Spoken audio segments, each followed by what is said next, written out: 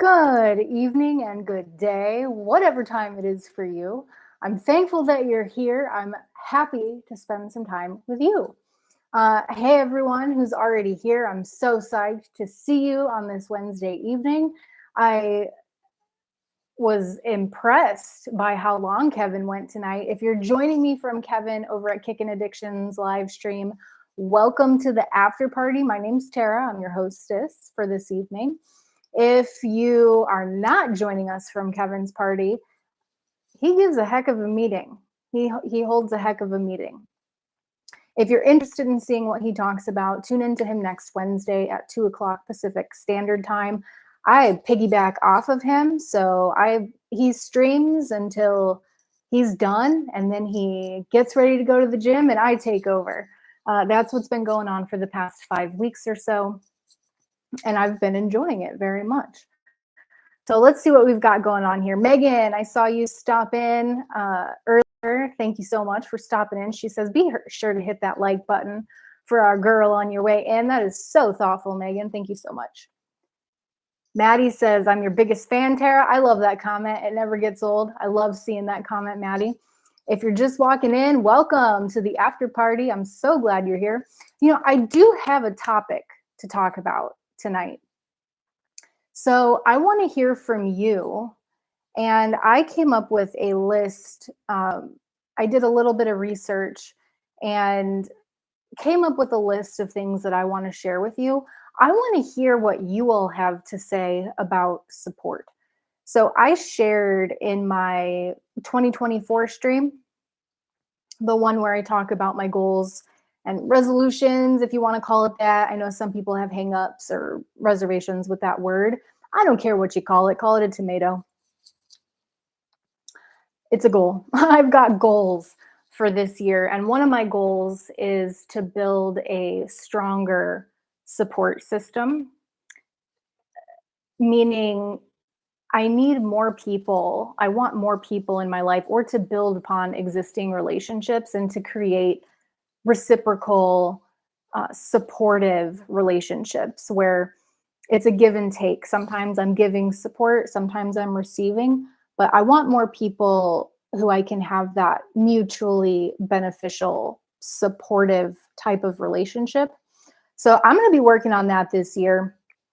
I'm interested, before I start sharing what I found, and I'll tell you exactly where I found it too, I'm interested to hear what your thoughts are on a couple things. So I want to start with your favorite ways to receive support.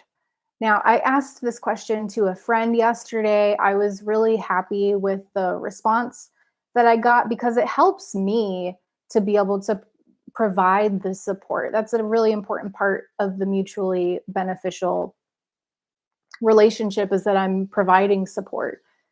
So I want to know from you, before I start going down this list, what are your favorite ways to receive support? Now, I'm going to get to the comments. I'm going to tell you my favorite ways to receive support, but I don't want to get too far behind here. Oh, I'm not far behind at all. Okay, so G in the house. Hey, G, I need my therapy. I love that term, G. I'm so glad to see you here, man. KG says, Tara girlfriend. Hey, KG, nice to see you. Balliet brand. I think I'm saying that right. I think you told Kevin in his stream that Balliet was the right way to say it. I hope I'm saying it right. So nice to see you.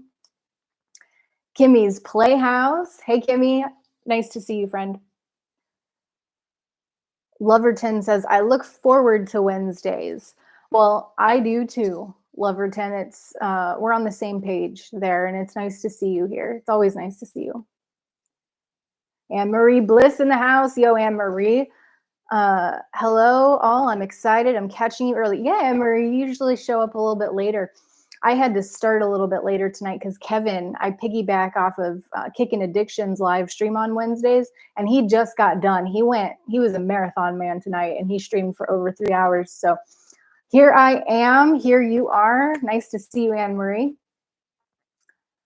If you are just joining, Kickin' Addiction, just walk in. Hey, Kevin, nice to see you. Great stream, man. You've got stamina. I will give you that. And now you're going to go to the gym. Keep up that hard work, man. Straight talker in the house. Hey, straight talker. Okay, so Mike just walked in. Hey, Mike, always nice to see you. So I'm wondering, maybe I need to ask the question in a different way. Oh, Megan has an answer. Okay, so if you're just coming in, we're talking about support this evening, giving and receiving support. So I want to know, before I really get the ball rolling, I want to know what your favorite way of receiving support is. And Megan shared something. I'm about to get to her comment. I will tell you my favorite to get the ball rolling. That's probably good style for me to share exactly what my perspective is with you before asking you to respond. My favorite way to receive support is by being listened to. And by being listened to, I don't mean that you have to have the answers or the solutions to my problem. That's too much to ask. And in fact, um, sometimes I would prefer um, to get solutions from people who are trained to be able to do that. My medical care team, my mental health care team, because I'm in recovery, like I'm getting better, and sometimes it's like you can't see the forest through the trees. One of my favorite idioms, Mike. Huh? You can't see the forest through the trees, meaning that sometimes I wouldn't know what's good for me and what's not good for me. I'm getting way better with that. I have much more insight these days because I've put in a lot of work on my mental health recovery. So when I say I want to be listened to, it's like really like I just want someone to talk to. I want to hear someone doing reflective listening, which if y'all are familiar with reflective listening, it's a really important step of the peer support process in terms of um, mechanical techniques, if you will, that we use. That's a fancy way to say reflective listening means that we hear what someone says, then we paraphrase it and say it back to the person in a different way. That's reflective listening. And we also check in from time to time to make sure that we heard right. So reflective listening might sound something like, if I say, gosh, I just had the most challenging time. I got a flat tire. I don't know how I'm going to pay for it if I have to replace it. So reflective listening would look like, wow, it sounds like you had a rough day with the tire situation. And then something like, how are you feeling now about it? Reflective listening. They heard my concern.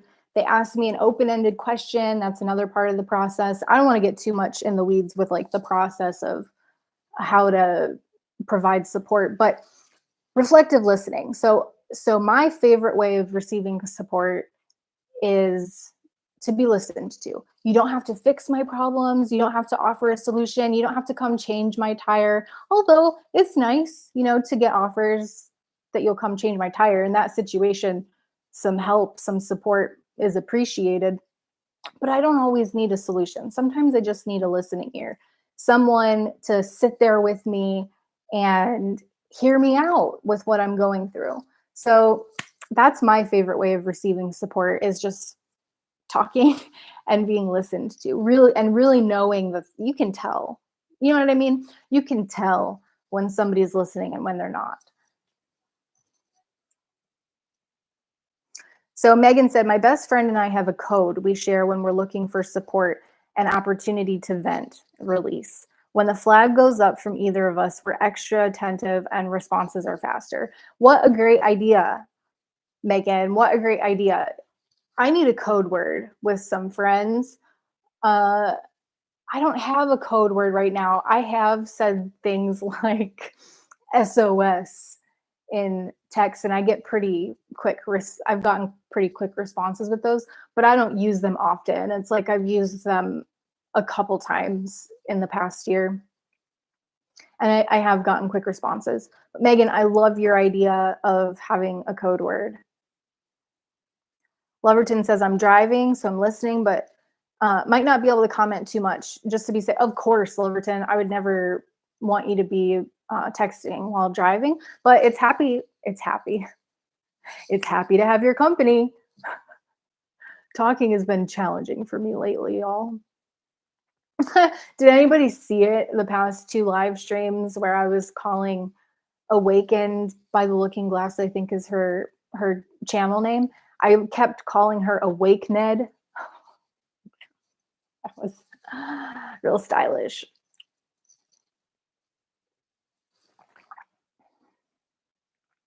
Straight Talker says, I'm giving thought to your question. Right on. Yeah, give it all the thought you need. I am really interested to hear what your favorite way of receiving support is. Because it could be inspiration for me. You know, that's what I was hoping for is like Megan says she has a code word. I'm actually going to make a note of that so that I remember. I need a code word with some friends.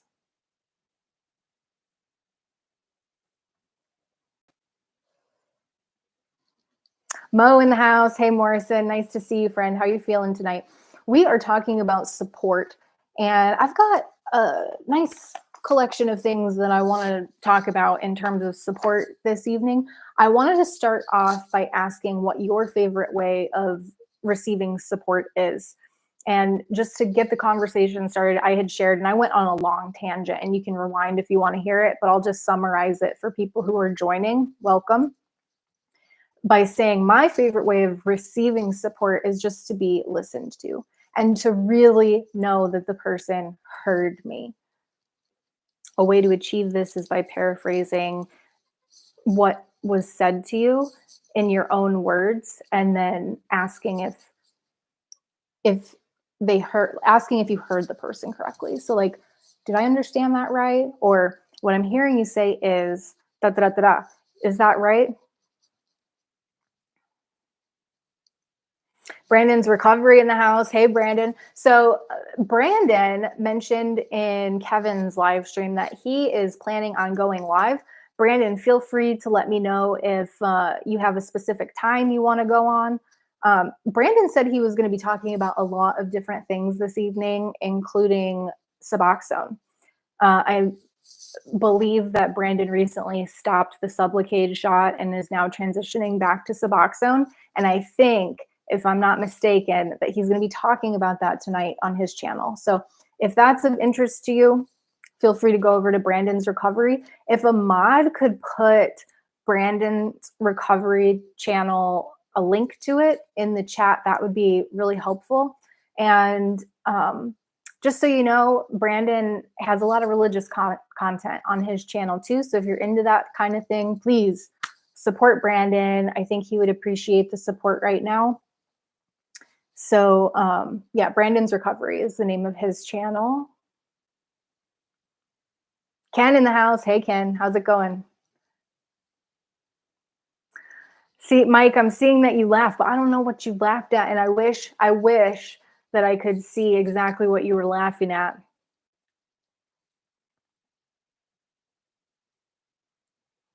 I think, yeah, Megan just posted a link to Brandon's channel. Thank you, Megan, so much for doing that.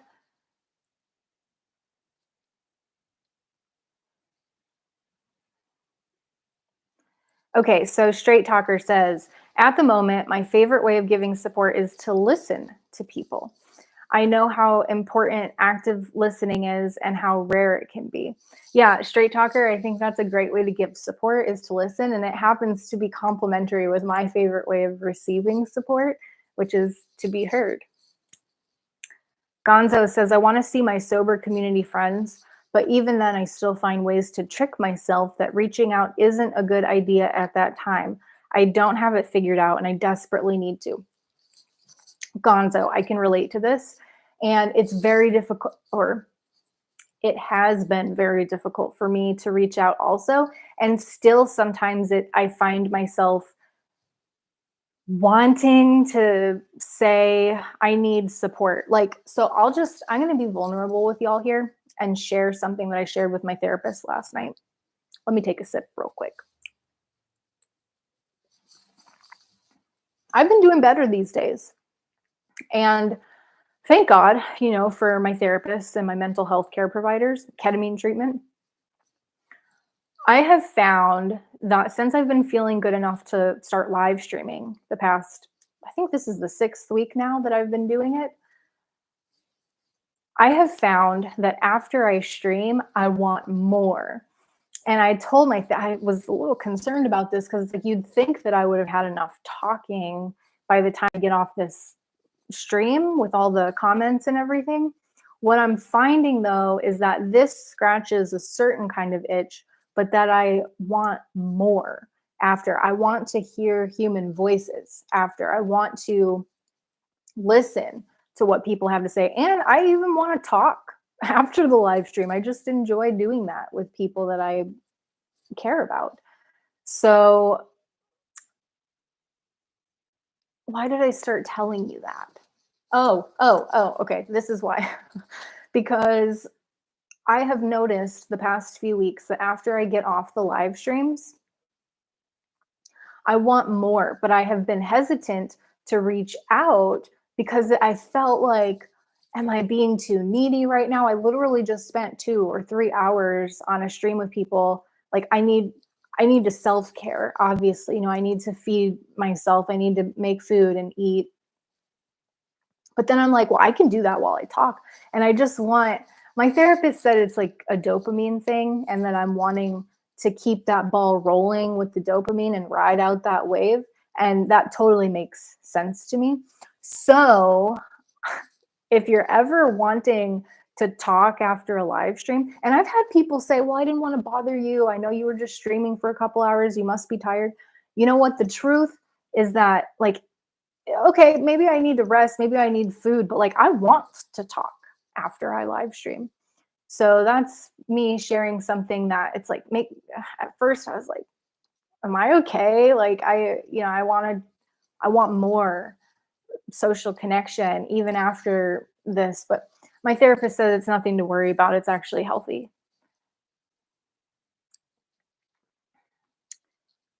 So Gonzo, I want to see. Oh, I read this already. Yeah. So Gonzo, I can relate to feeling like you want to reach out, but not being able. I'm still working on this. It does get easier.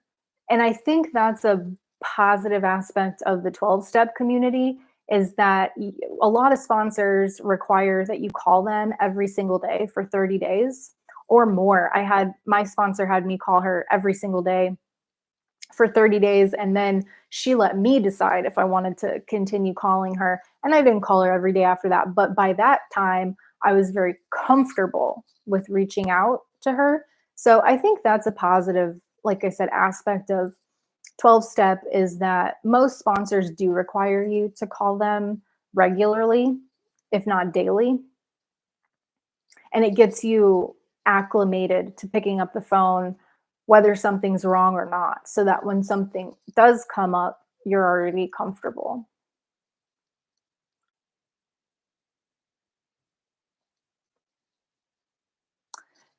Talker says, this might sound odd, but I also feel supported by my family and friends, allowing me just to listen. Exactly, Straight Talker. That's what I'm saying. We don't have to have answers.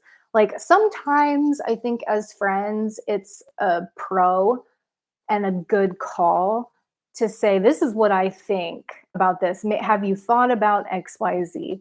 And I try really hard to be artful in the way that I offer my thoughts because I don't want ever for someone to think that I'm trying to tell them what to do or to fix them. We learn in peer support that the quickest way to burn out is to try to fix people.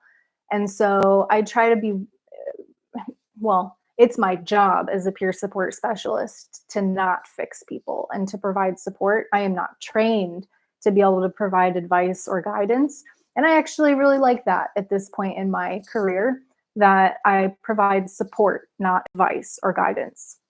And I appreciate when I get that same thing back. Just listen to me. Thanks for listening to me, everybody that's here.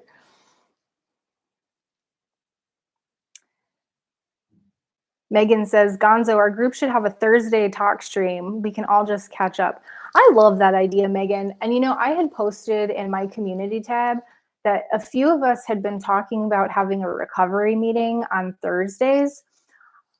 Let me know what y'all think about that idea. I like the idea of just catching up and having it not even be a recovery meeting, but just coffee talk or some, like tea time, whatever. Let me know what your thoughts are on that. Straight talker, I need to learn to be more vulnerable and also allow people to know me and how I really feel.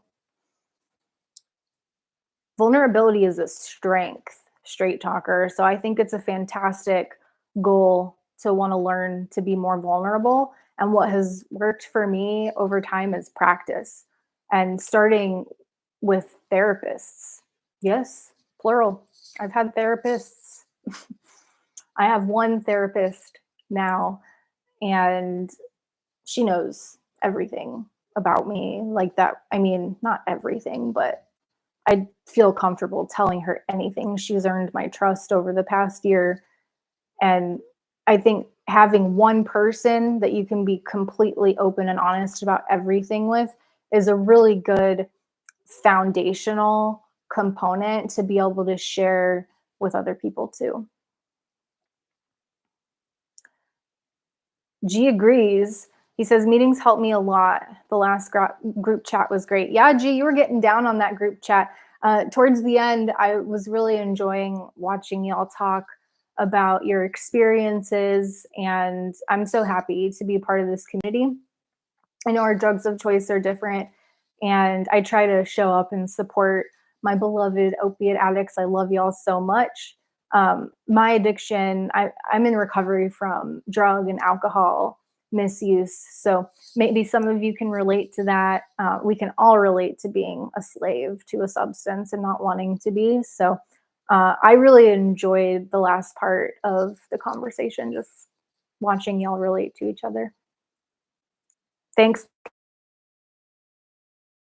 Space for everyone to talk. Kimmy, I think they're doing that after my Thursday stream. At least I thought so. Right. So let me know. Let me scroll down to the bottom and see if anybody commented on the meeting thing.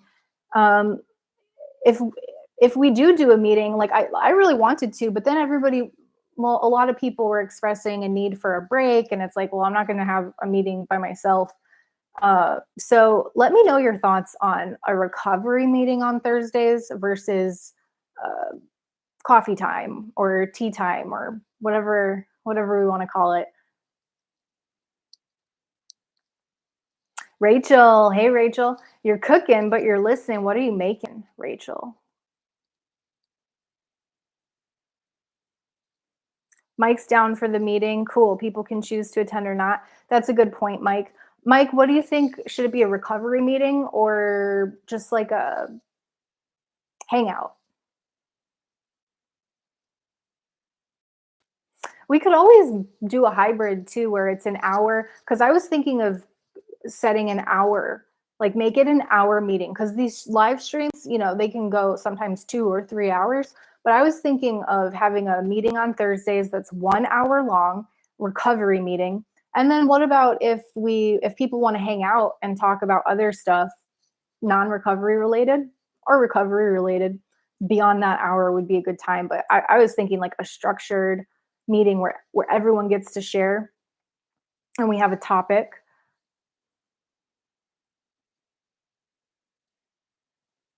Recovery meeting, says G.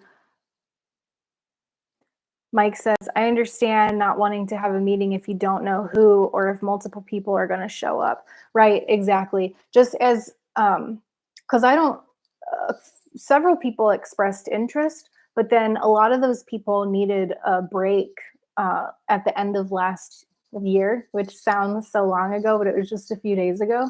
So it sounds like a recovery meeting is in demand. I think it could be really cool to have a recovery meeting for an hour. And then if people don't want to show up to the recovery meeting, just come an hour later if you just want to hang out. And after that hour is up, we can open up the floor to talk about other stuff. Cajun lasagna is what Rachel's making. That sounds so good. Yeah, Mike, I agree. Yeah, everyone was burnt out from the holidays and needed some space, which I totally get and support. My family doesn't celebrate the holidays, so it was low key for me. And I was like, where's everybody going? But no, I totally get it.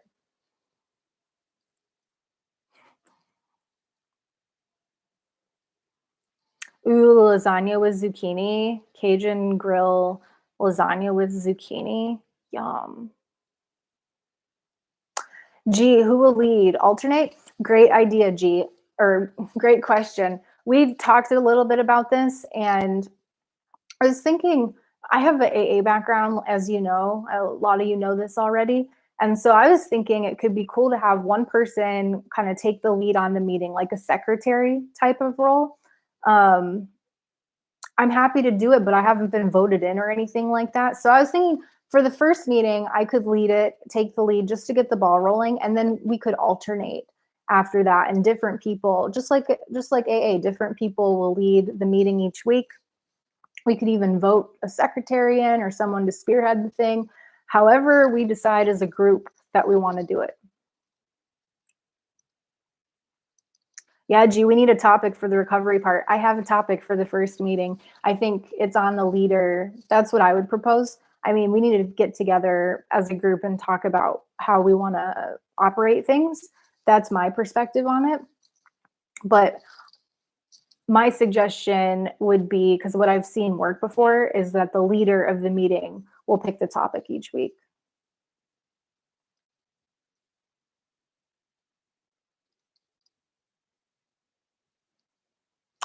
Mike, sorry, I don't think I answered your questions properly, but we can talk later if you want. Mike, I always love talking with you, and anything you want to share with me, my ears are wide open.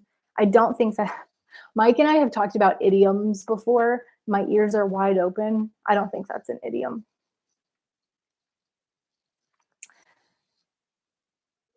Um, Let me go back. I missed a bunch of comments because I wanted to see what was being said about the meeting.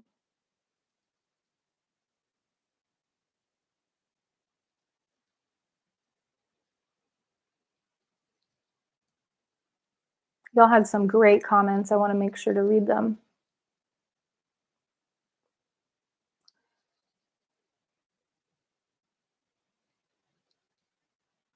I wish there was a way to bookmark where I left off in the comments. That would be really helpful, YouTube, if you're listening.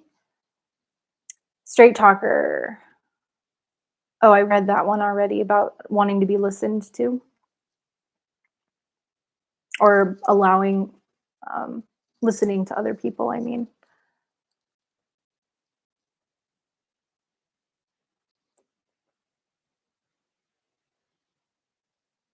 Okay, so G says, there we go. Group meetings, whether in person or in Discord, those help me. So, G, a Discord meeting could be good. It would be easy for people to access.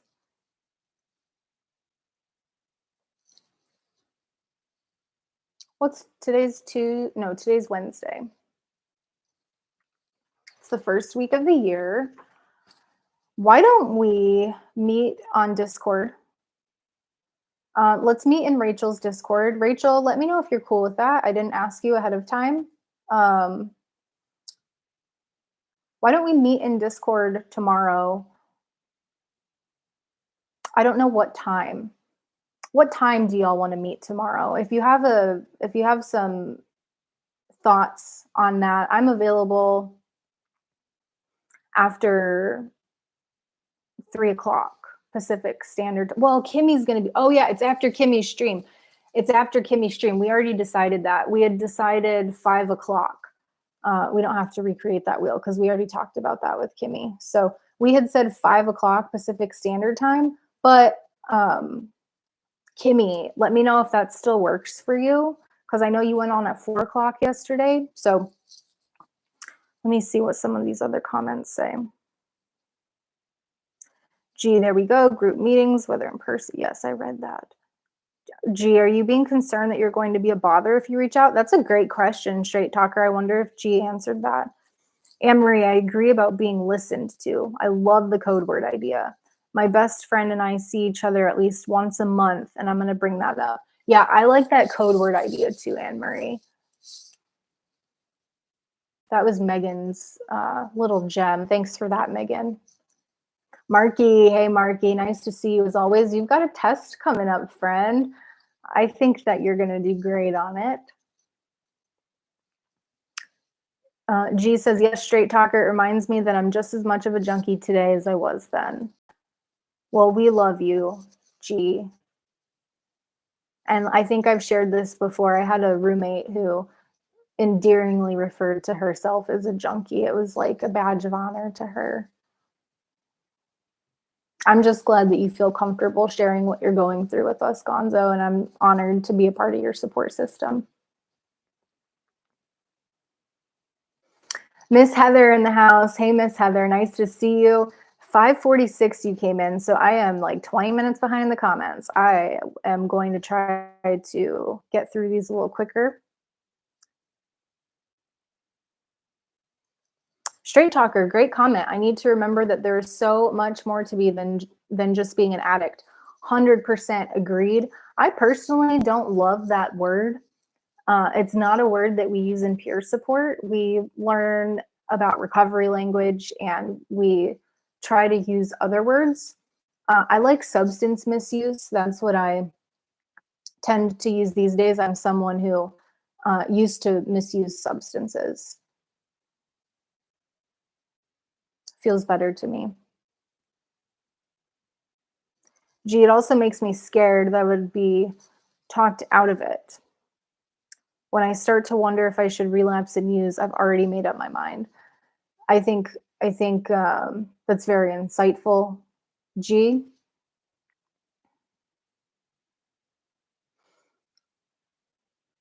I'd be interested, Gonzo, to hear what your recovery plan looks like. If you have one, if you're interested in creating one, let me know about that.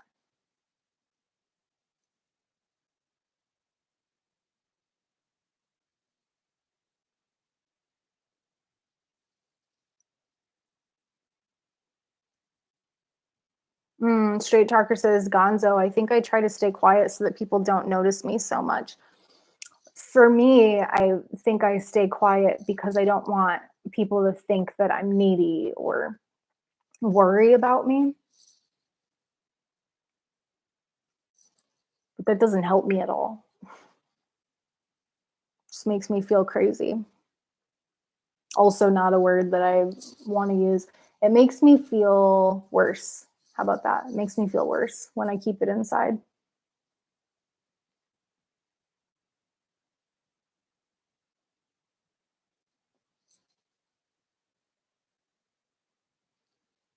Yeah. I think a lot of us, Gonzo, have learned to keep our feelings inside and not ask for things when we need them and to just suck it up. It doesn't work though. It doesn't help. Ken says, I like to speak to a mentor or a friend that can hold space that reflects curiosity, compassion, acceptance, etc., so that I can feel primed by their presence and recharge. I'm careful about who I speak to. Ken, I love this comment. I love that you have people in your support system who you trust, who can support you in a healthy way. That is exactly what I'm working on increasing in my life in 2024. So thanks for sharing that. Mentors or friends. Yep. Chris Castillo. Hey Chris, I'm happy to see you. Sorry, I'm running so behind in the comments already. Chris says, hey y'all, my favorite way to get support is to be specific, which requires some introspection to what you're looking for. I believe I'm asking for a hug if I need it, wanting a dry dinner date, etc. Right on, Chris. That's a very unique answer. I don't think I've ever asked for a hug in my life. Maybe I need to practice that because I love getting them. I like giving them too.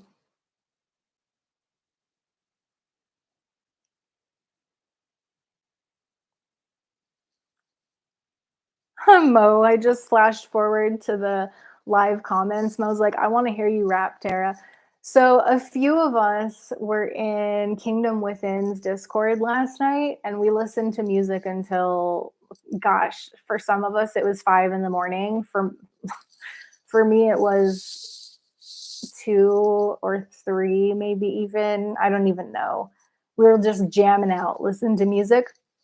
I happen to be a huge fan of hip hop.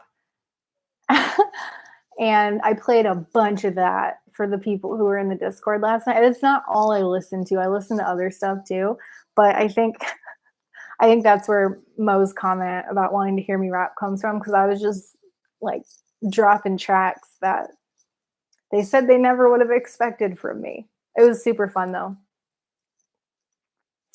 If anyone's interested, if someone is capable of dropping Kingdom Within's channel, or the Discord, excuse me, the Discord, that's where we were last night. He does have a it's scripture based. It's a Bible based channel. But we were playing all kinds of music last night. It was more about the camaraderie and being together, doing something as a group, clean and sober. That's what I got out of it. There was some music that had like spiritual themes to it. I thought it was beautiful and it was super fun.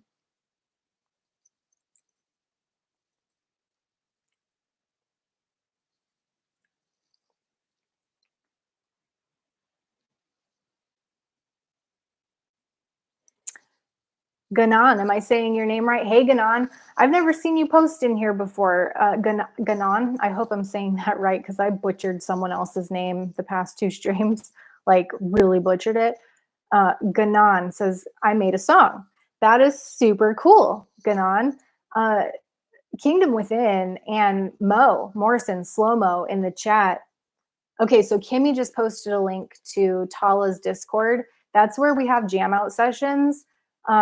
Perhaps, Ganon, you would be interested in playing your music for us, because we listened to some of Morrison, Slow Mo's music last night, and some of Kingdom Within, whose name is Tala's music last night too, over there.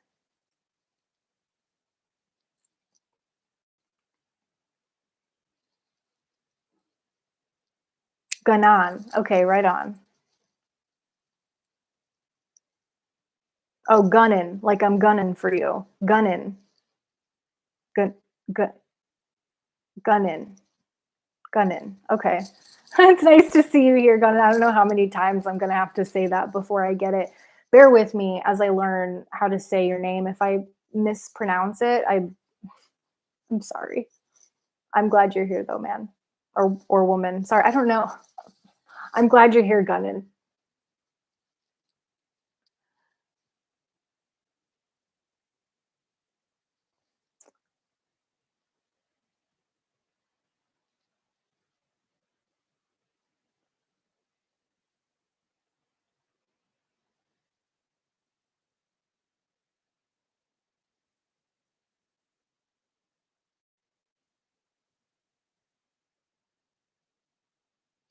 G says, I went back in the comments now. So G says, I have to be cautious about what I say if I come on a stream, but I'll spill my guts out for our meetings. I hope you do come on stream, G, because I think it would be great to have you on my channel as a guest sometime. I have a few people that I would really like to have on. I just haven't taken the plunge. I want to have it super structured, have good questions ready. And I haven't even experimented with having a guest on a live stream yet, but I know I can do it with the YouTube platform. So I respect. G, I think it would be good, because I know we've talked about you coming on as a guest before. I think it would be good for us to talk ahead of time. And this goes for anybody. If you want to come on my channel, let me know, because a few people have already expressed interest. And I really would like to have a conversation ahead of time with people, just so I know, boundaries, like what's off limits. I won't ask about it, that type of thing.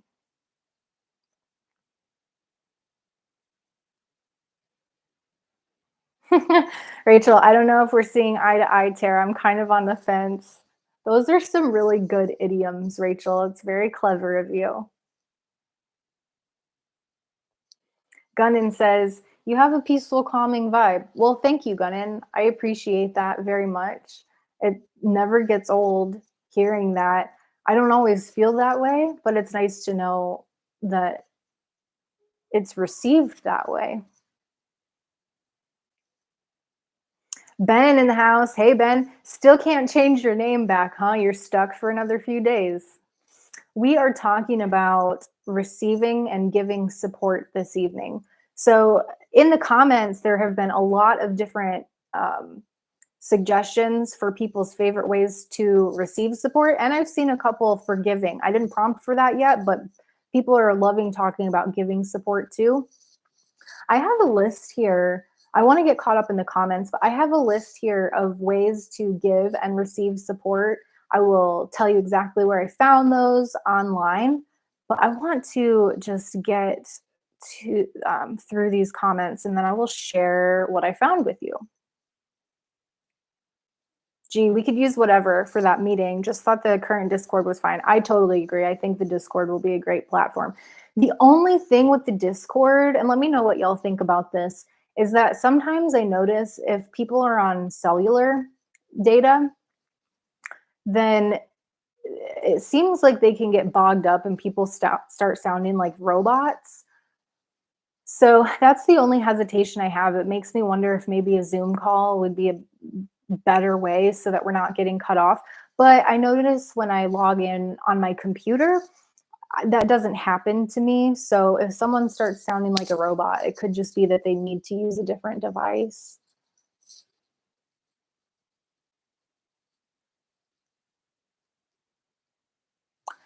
Mo says, make the time 10 p.m. Eastern. You don't think that's too late, Mo? I don't think. G says he's free after 4:30. We had talked about 5 o'clock, which what is 8 o'clock Eastern. I think 10 might be a little too late. And Kimmy was expressing how she wants to go to bed earlier. Marky definitely won't be there if it's that late.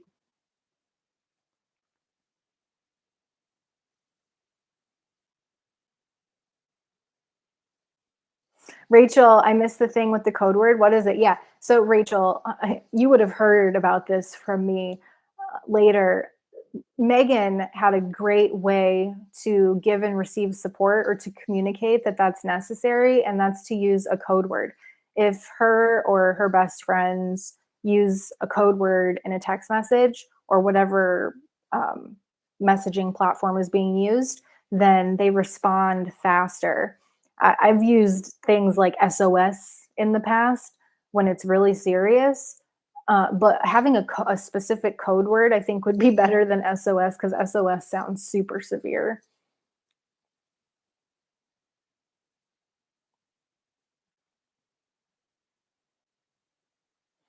Kimmy says we can do it anytime we want.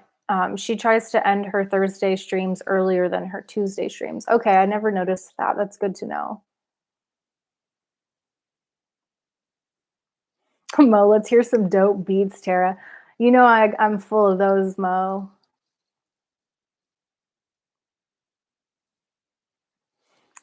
Kimmy, yeah, calling Brandon out. So Brandon's been talking about having Kimmy on his channel.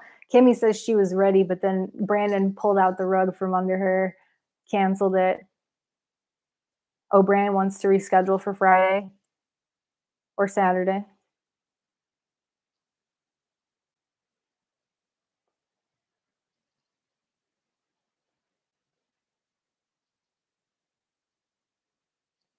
Gee, I kind of don't really have a plan.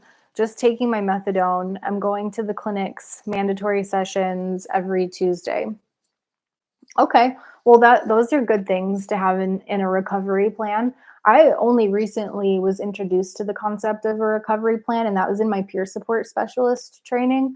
And I haven't sat down and written out a formal plan, although it's probably a pretty good idea to do something like that. When I think of a recovery plan, it's not even something we studied in detail, but in my head, and maybe there's somebody who's listening who knows more about recovery plans than I do, and please feel free to share what you know.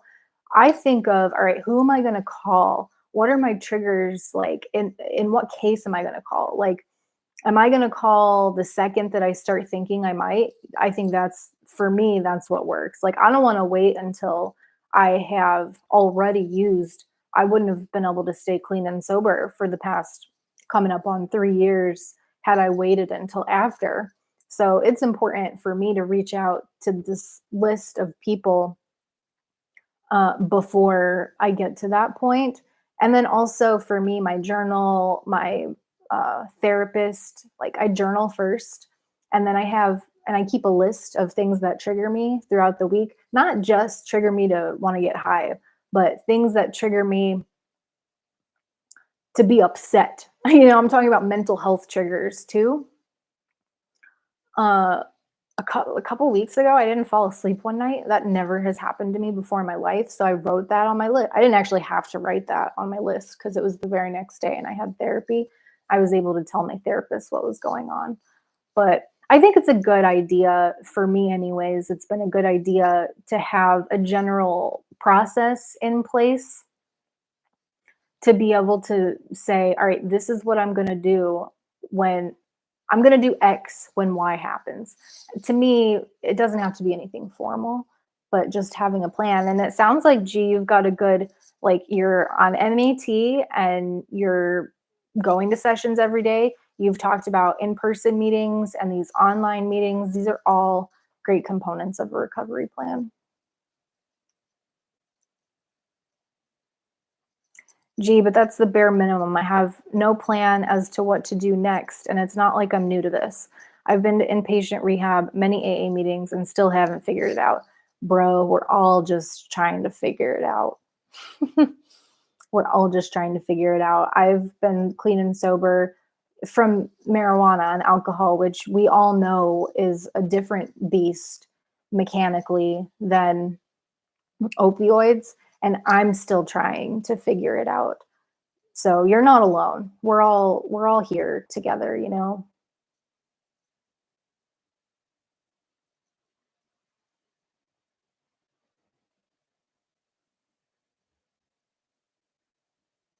Kimmy says, I've never asked for a hug either, Tara, and I never initiate hugs either.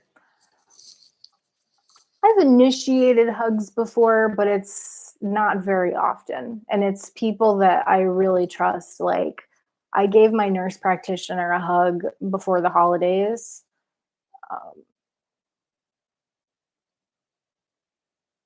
Other than that, I don't think I've really hugged anybody lately.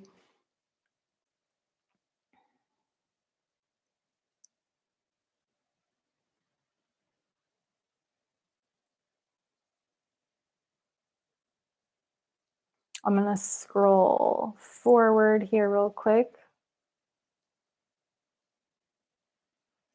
Anytime is a good time. Tara, okay. Right on. That's good to know. Kimmy says, start anytime. I won't be upset if people leave my stream to go to your meeting. But Kimmy, we want you there. Are you interested in doing the meeting, Kimmy, or no?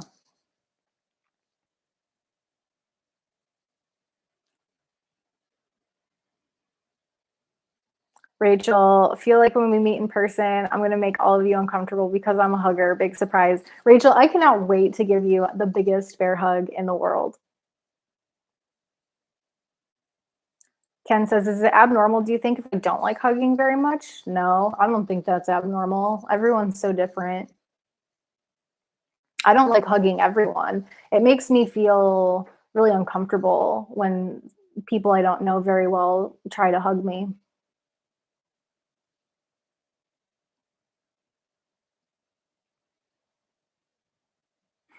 Gee, poop bag should be our safe word. I think that would be a risky safe word though, because it gets tossed around so much anyways, just in normal conversation. I think I want a word for my safe word to be something that I would never normally say, which is kind of hard to identify what that might be.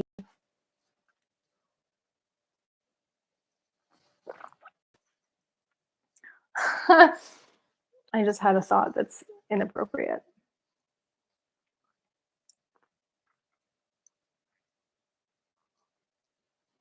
For YouTube. It's inappropriate for YouTube.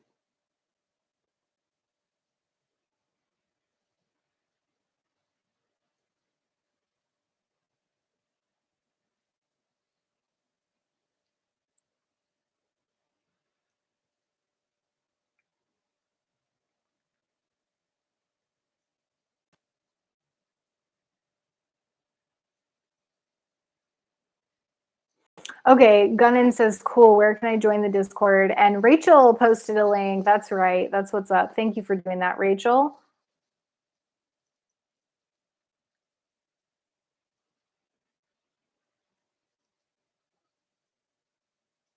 Yeah, Ben, Megan says, hey, Ben, I've seen you on Carol's channel. Glad you're here. I'm glad Ben's here too. I just think his name is hilarious. I think I remember him saying that he wants to change it back, but that YouTube won't let him for, it was 7 days at that time. I think that was Monday. So he's got like 5 more days, I think.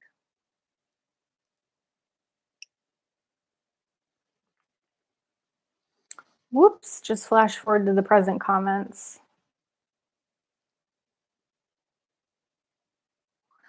G wants to hug Mo. Not sure if I will be there, but I appreciate the invite. I'd rather not say yes or no. Sense, Kimmy. That's okay.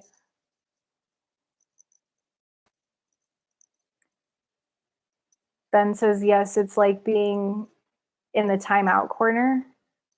I think I missed something. Oh, about the hugging? You feel like you're being in a timeout corner if you get a hug? Did I miss something?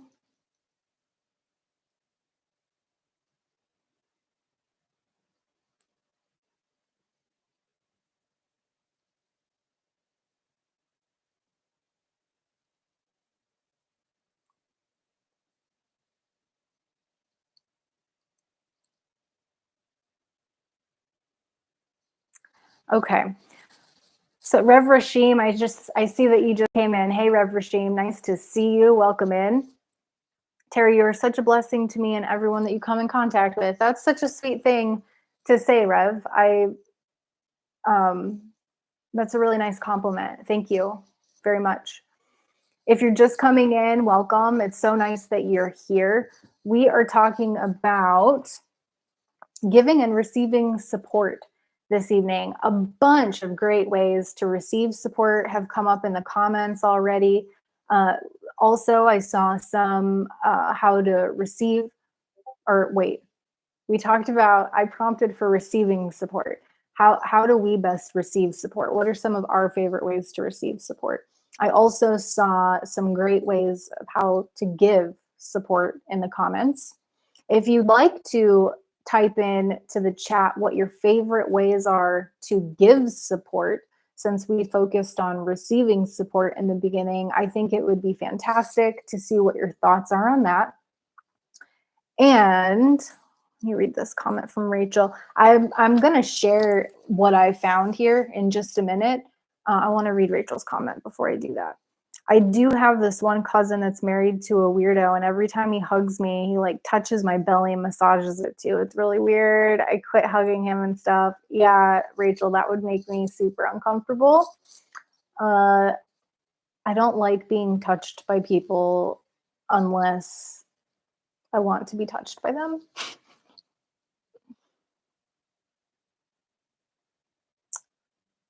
Okay, Rev Rashim says, how to know if you have the right people in your inner circle. What a great comment. I think you just know. I mean, I've been working with a therapist for a while, but I think you just know when it's the right person or if it's worth putting effort into.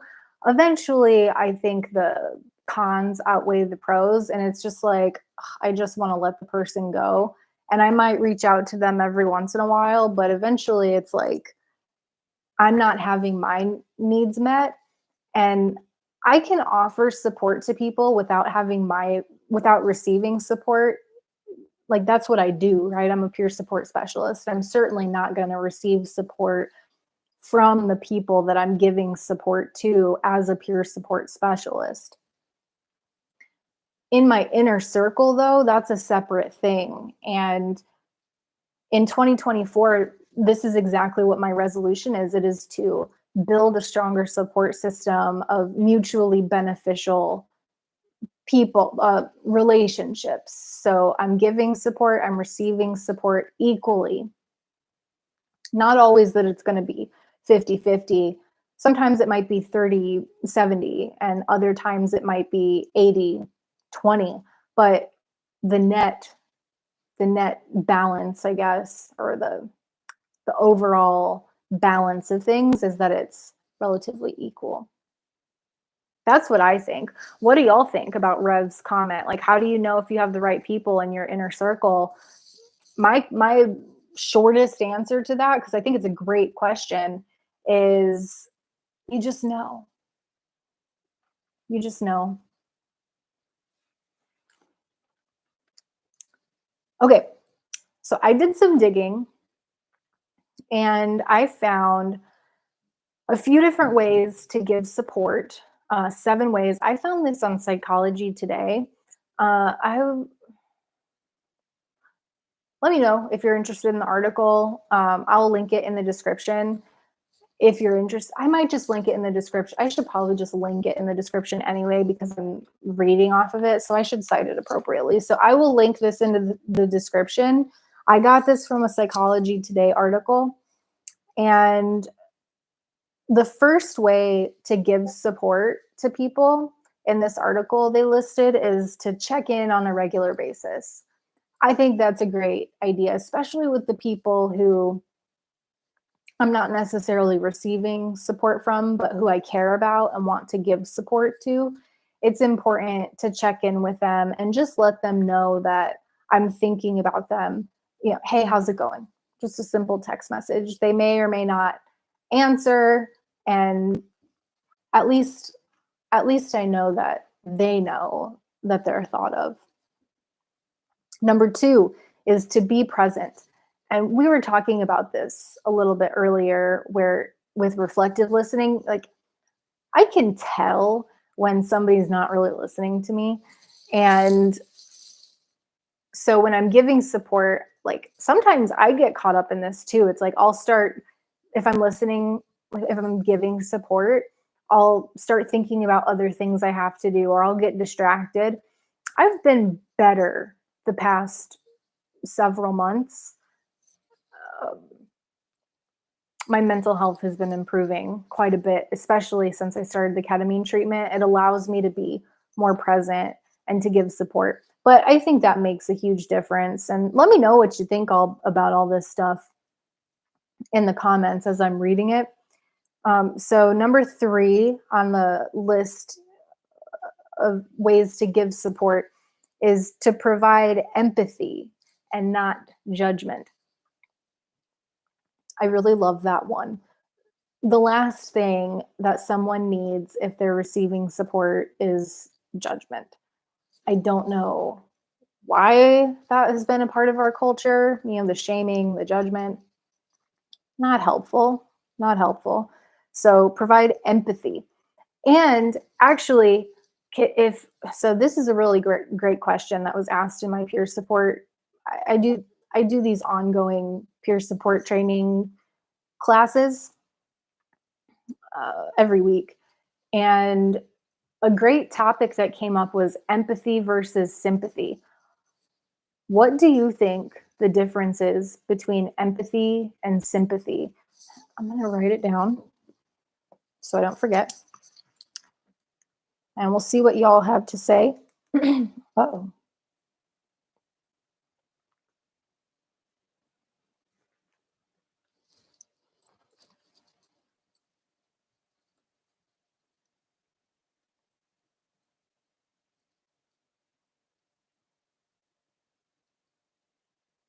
You're not a creep, Gonzo.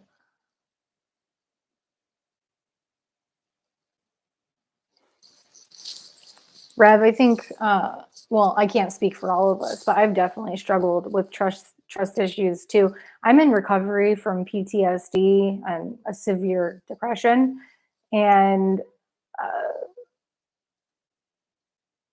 it's hard sometimes. Well, it's getting easier because I've been in recovery for a while. It's been hard at times to even imagine trusting anyone. For me, my trauma was work related. And so to think about having a boss again was something that was just like way too far out for me to wrap my head around. What's really helped me with that is, I know I harp on this so much, but it just really does make a huge difference. Journaling in combination with working with my therapist. So if journaling doesn't resolve my feelings, sometimes I just need to vent and get it out or talk to a friend about it.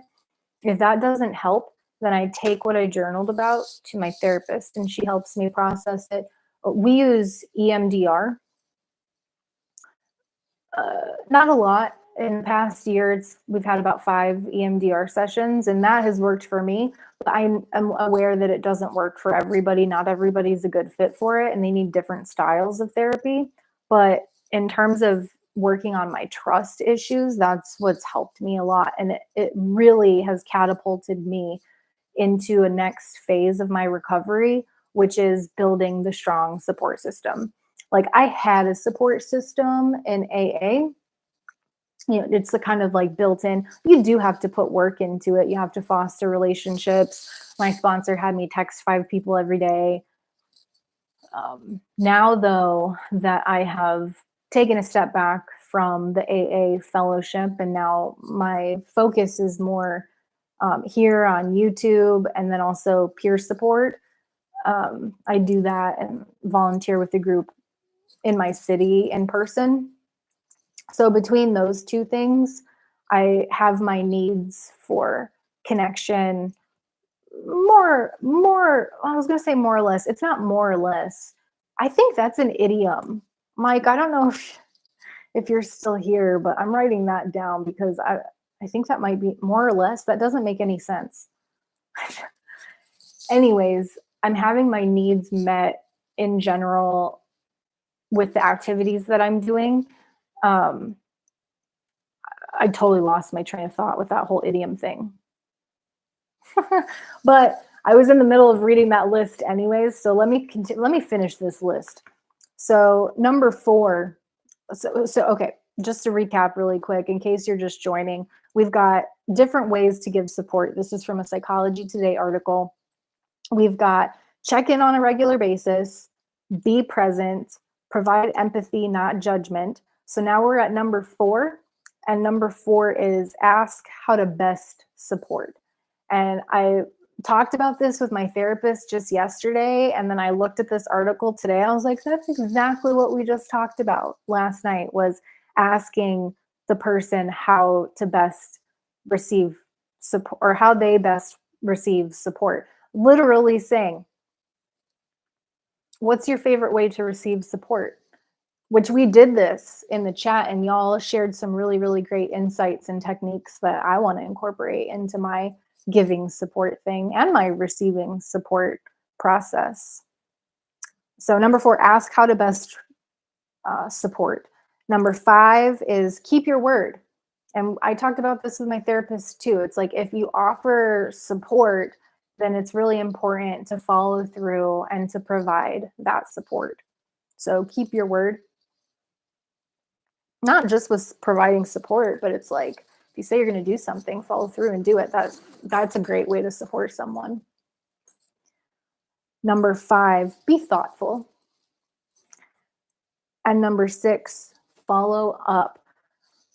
That's a good one for me to see, because there are a couple people in my life, well, really just one person in my life who sometimes doesn't respond. Sometimes they're very responsive, and other times they're not as responsive. And so it's important for me to not take that personally, and to realize that maybe they just need space, or maybe they're busy.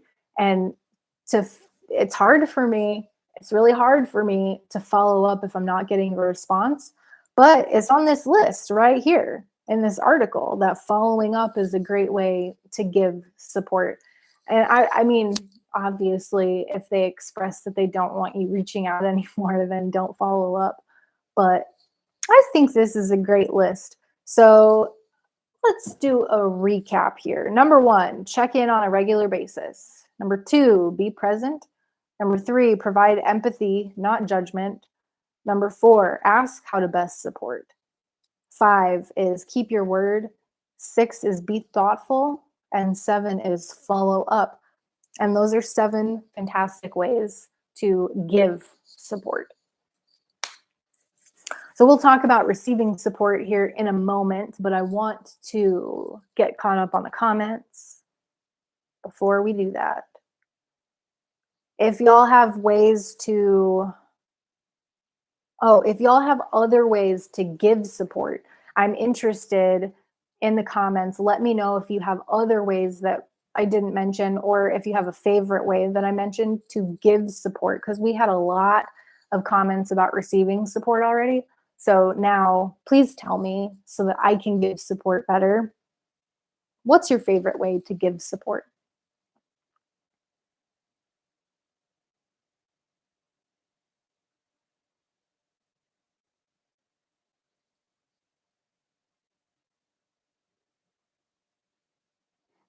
G said his comment about, he just realized that being his comment about being a creep doesn't come through in text. Mo, I only trust Jesus Christ. Just love peeps despite the distrust. Mo, I agree with you that the best policy is to love people unconditionally. And at the same time, I think there's a level of like needing to have healthy boundaries. Not necessarily that they need to be communicated, because that's something that I just learned recently is like boundaries aren't necessarily for communicating, they're for me. And boundaries, simply put, are what's okay and what's not okay. So if somebody is being blatantly disrespectful and trying to hurt me, then I'm not going to continue. I'm going to give that person space, and I'm going to say, I love you, but I'm not going to subject myself to this.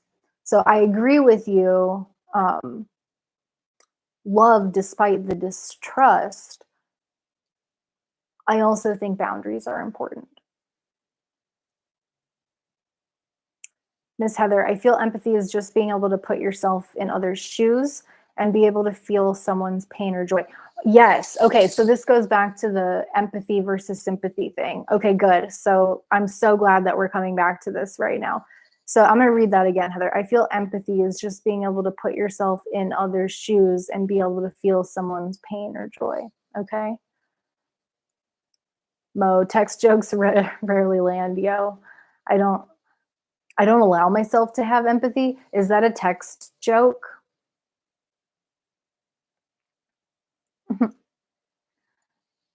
I have sympathy for peeps. Big difference. Oh, interesting.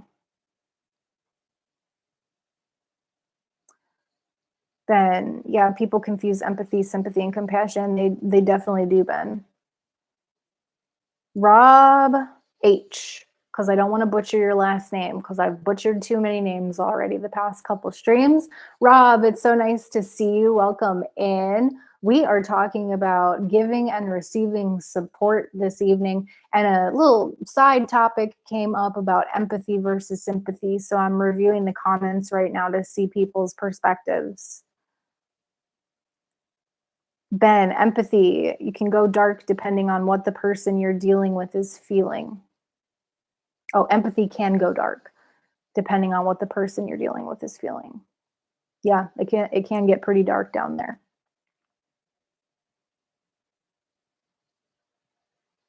Okay, so Mo's talking about his role as an EMT. He had to develop compassion, not empathy.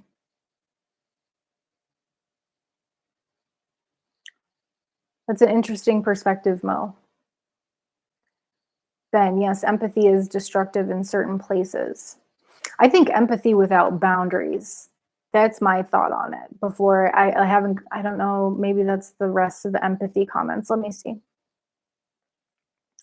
My problem is I just love too much. I'm such a good, humble person.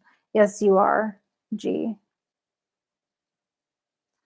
Megan, how would you guys separate compassion from empathy? Mo and Ben. It's a serious question. That's a good question, Megan. I want to know what they said too before I talk about the way I view empathy versus sympathy.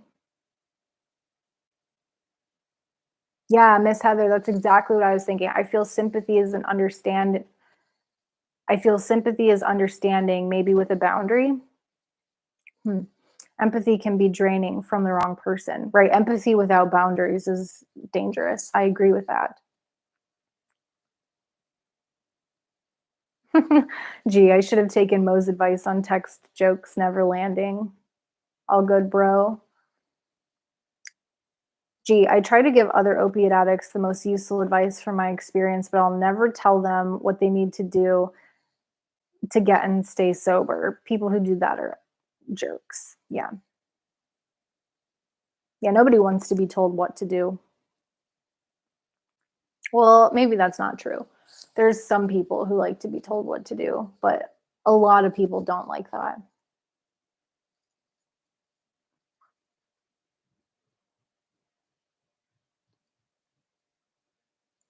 Megan, sympathy is understanding the situation. Empathy is taking it from their perspective.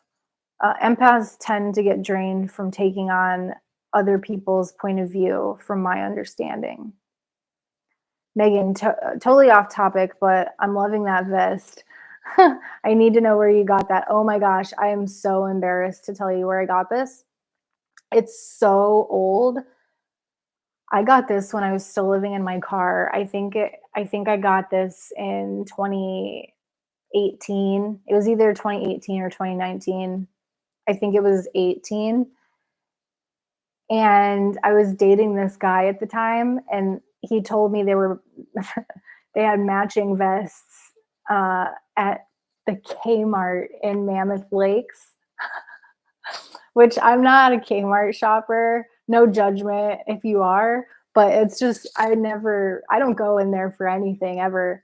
It had been years, but they had matching men and women's vests, and so we went in and got, and they were only $20, and it's lasted. It's my favorite. It's like it's it was a good find. We'll say that. I'm no longer with that guy anymore. Great guy, just not the right fit for me. But this vest is a great fit for me.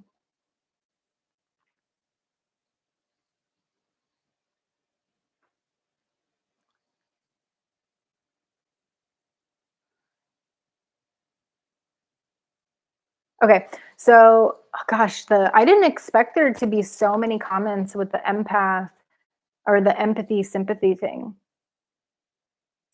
Kimmy says, I have cognitive empathy, but lack being able to feel other people's pain. Really, Kimmy? I did not know that. That is interesting. Lack being able to feel other people's pain. I feel other people's pain so hard. Thanks for sharing that, Kimmy. That's very interesting to me. Like fascinating, actually. I minored in psychology. I think it's just such a um, rich field of information. I love how different everybody is.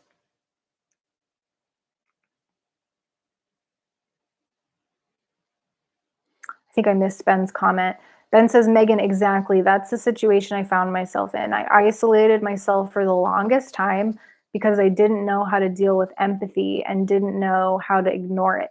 Right. And that's what I'm saying. Empathy without boundaries, I think, is why people might view empathy to be a bad thing, but it's not. There's we can have balanced empathy with boundaries to the point where it's healthy. Is that redundant, what I just said?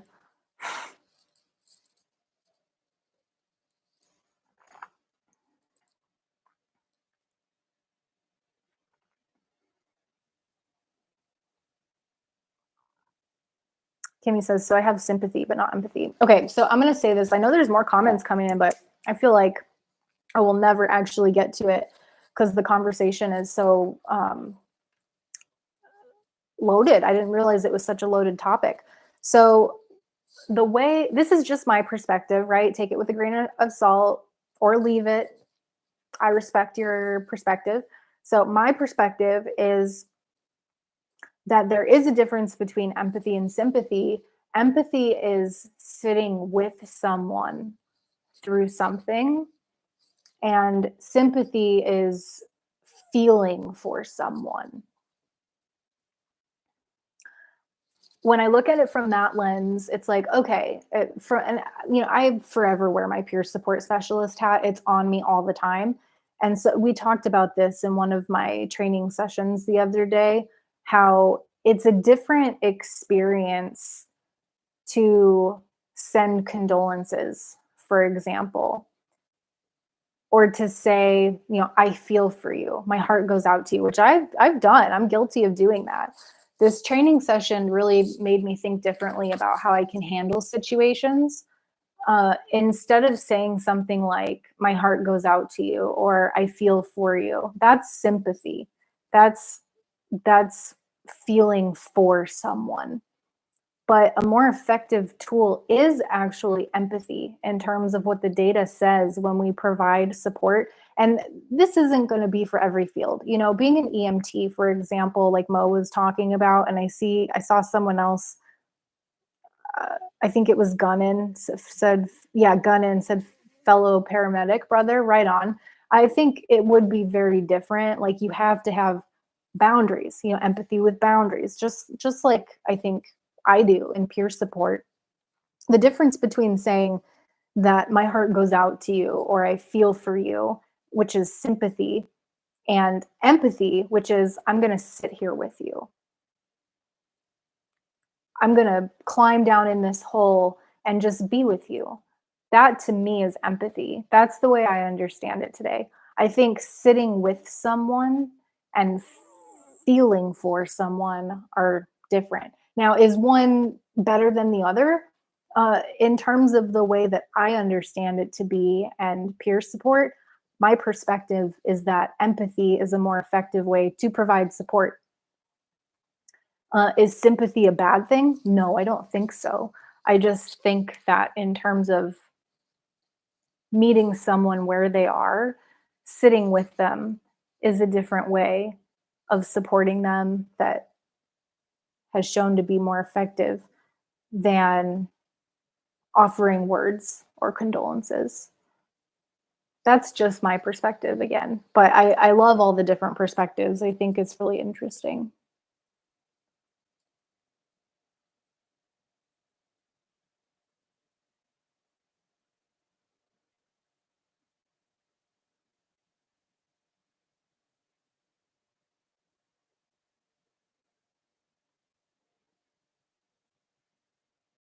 Megan says, Ben, I became a total a peeper? I hope Megan's not a peeper. Megan says, Ben, I became a total peeper. Oh my gosh. All right.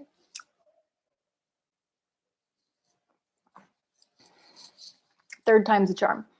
Ben, I became a total people pleaser as an empath without boundaries. Eventually found that I had rather dealt with other problems than my own in the past.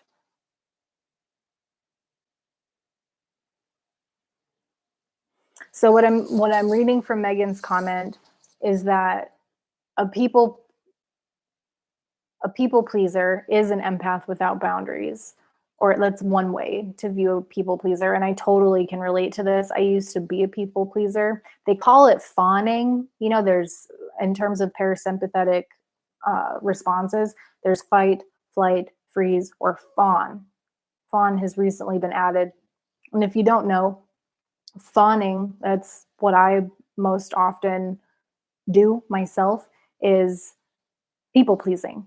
It's going above and beyond to please people who really haven't done anything to deserve it, or in fact have harmed you.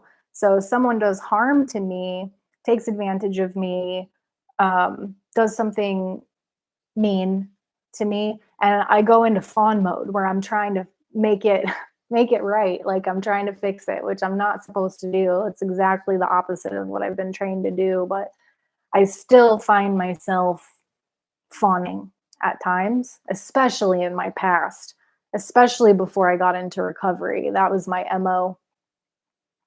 So Megan, what I hear you saying is that people pleaser, or people who fawn, AKA the empath without boundaries is not the way. And then let me look at this last part again. Eventually found that I had rather dealt with other problems than my own in the past. Probably, I think what you're saying is other people's problems. Like you prioritized other people's problems over your own, which yeah, if we're not paying attention to our own needs and self-care and actually taking tangible steps to achieve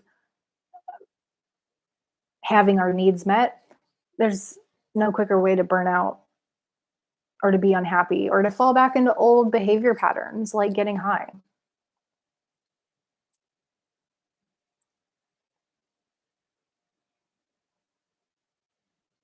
Oh, other people's yeah, that's what I thought. Yeah, right on, Megan. Thanks for sharing that.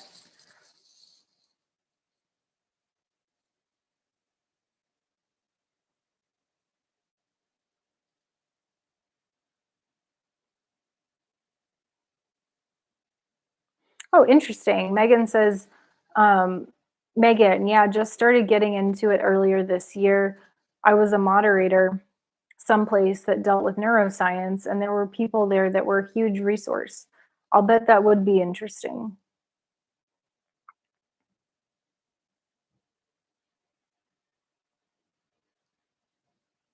Just lost my spot.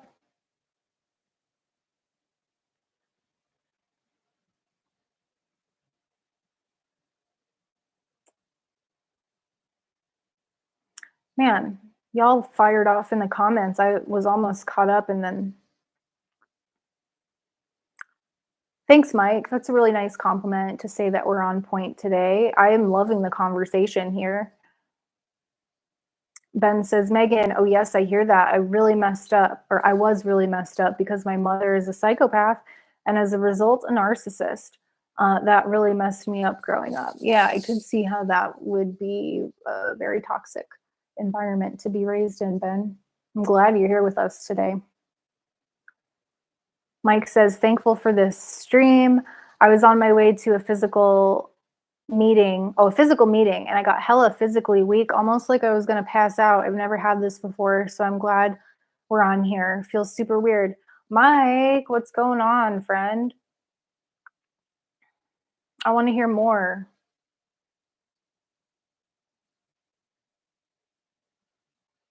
Kmart damn near gone. Yeah, I know. They're nowhere to be found, but the vest made it out. Interesting, Mo. Empathy is toxic and destructive, in my humble opinion. I respectfully disagree. I think empathy with boundaries is a very healthy place to be. But without that boundaries piece, things get a little sketchy, in my opinion. Megan, Ben, I'm so sorry. That's psychological pain on a whole other level. I'm glad you're on a better journey today. Yeah. Mike, well, what's the word, Megan? Meg Gurley? What did I miss? I think I missed something. Gunnin. Sorry, Ben. Oh, you know what? I'm in the top chat again. I have not been seeing all the comments. I did not skip over them intentionally, but YouTube does not show me all the comments, which blows my mind unless I select that setting. Mo, it's a form of codependency. I think someone can have empathy with boundaries and not be codependent.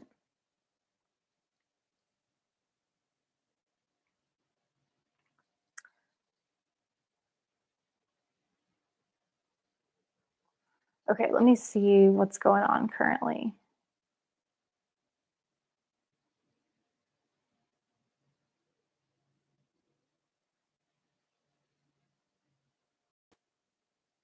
See, I think so Mo's most recent comment, as an EMT, I sit with people during their last breath. That is sympathy. See, I disagree. I think that is a form of empathy, sitting with people as I understand it, as I receive training.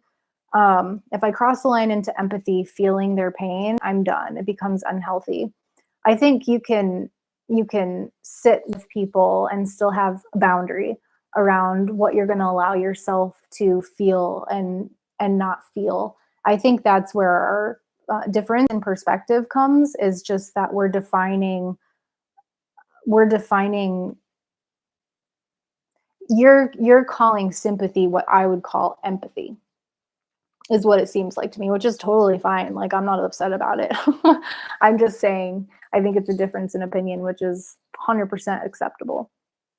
I see what you're saying about not crossing the line into absorbing. Like, you're talking about, like, when people talk about, I'm an empath, right? I feel other people's feelings. I don't disagree that there are people who absorb other people's emotion. I can sense what other people are feeling, but I have boundaries and I don't allow myself to let other people suck me into their. I used to get sucked into other people's emotional space, but today I have boundaries and I recognize that it's happening, and I might very well still want to give support and pour into another person, but I don't think that it's um unhealthy to have that empathy and say, I'm going to sit with this person, even though um, XYZ, like, I'm going to sit with this person, but I'm not going to allow them to make me feel any kind of way.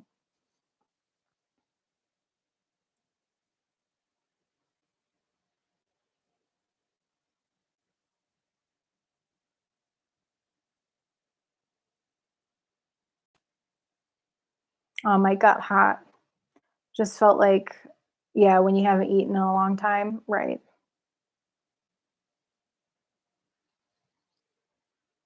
Yeah, Kimmy, interesting comment. I personally don't believe empaths are a thing. I think they're a self-defined thing. I think there are people who do feel other people's emotions, but I do believe that healthy boundaries protect people like that. Because, like I said, I can definitely feel what other people are feeling. I can sense what other people are experiencing, thinking, feeling. I'm very, very sensitive to that, but I have healthy boundaries these days. So it doesn't affect me like it used to. I wouldn't necessarily identify myself as an empath, although some people would, um, depending on where they're at in their recovery journey, I think. Just that is probably a very controversial statement, and it's just my perspective. So take it with a grain of salt, take it, leave it, toss it.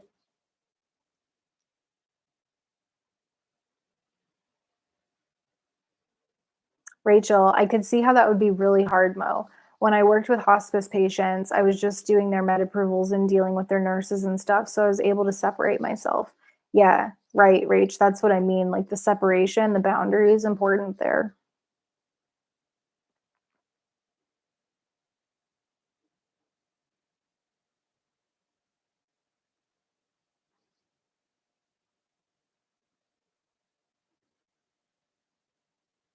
Casey, I'm just seeing that you came in, Casey. I'm just scrolling back to the comments. Nice to see you. I hope you're doing well, friend. It's nice to know that you're listening, and I am glad you're here. We're just talking about support this night, giving support, receiving support. We've gone through different ways of receiving support. People have entered in their favorite ways of giving support. And I read a list that I found from Psychology Today of how to give support. I still need to read the list of how to receive support. I want to get through these comments, and then I will get to the receiving support.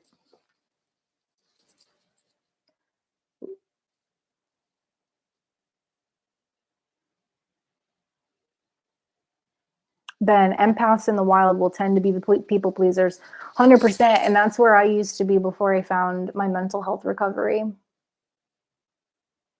Peeper alert. Matt Matt says, I'm a peeper. I eat those marshmallow peeps at Easter.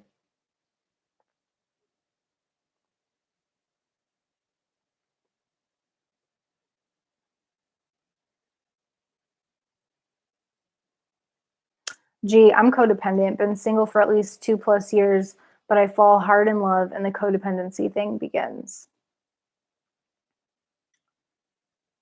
I had to come to some terms in my recovery. So much self denial, codependency that I just couldn't accept.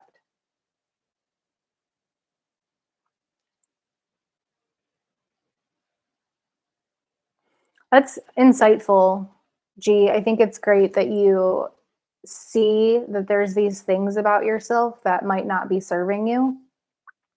That's a great place to be able to process. And if you want to work on improving or changing tendencies or behaviors, then it's possible. And I know because I've done it, or I'm doing it. I'm working on it. I'm a work in progress. I'm not done. If I was, I wouldn't have PTSD or depression anymore, but I still do meet the criteria for that.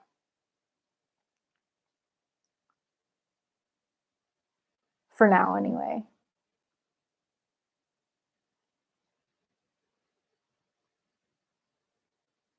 Yeah, Megan, I echo that. Glad you're here. Hopefully, you rest and enjoy a virtual meeting. Absolutely. Ben said, well, it is what it is. But thanks, Megan. It is what made me isolate so much. Yeah, Megan, you have a lot of really great comments and support tonight. I really value your presence here. I value everyone's presence. I just wanted to shout out Megan here because I feel like she's offering a lot of really good support.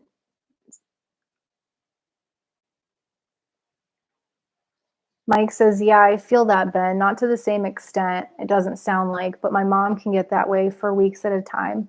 Luckily, it doesn't last forever with her.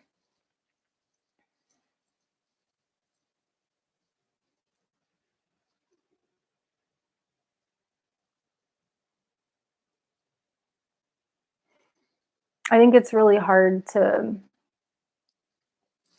when unhealthy behaviors with parents go on for weeks. Um, it's a really challenging place to be.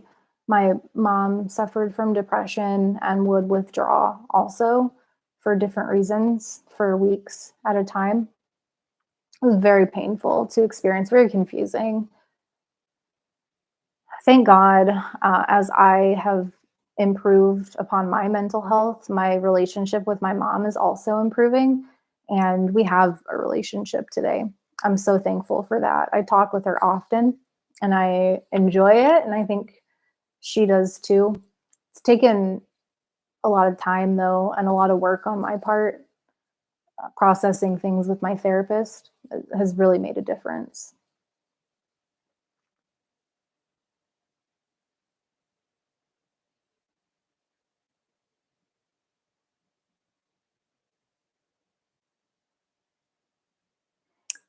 Kimmy says, I understand logically what people go through, but unless it's my favorite person, I don't feel it.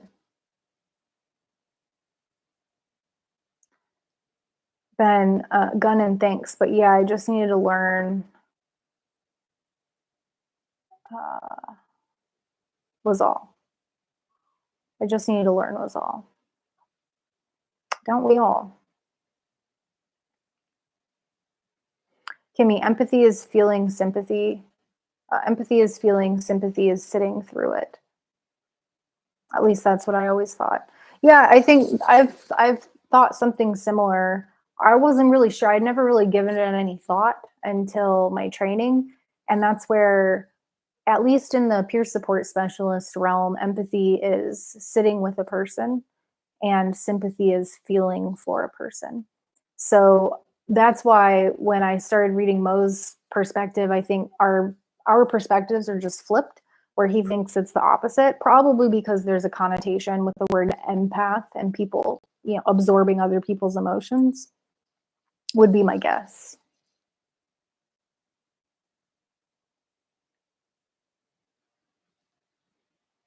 I mean, ultimately, who cares what you call it, right? Protect yourself, have boundaries. Like, don't let, for me, it's better for me if I don't let myself get wrapped up in other people's emotions.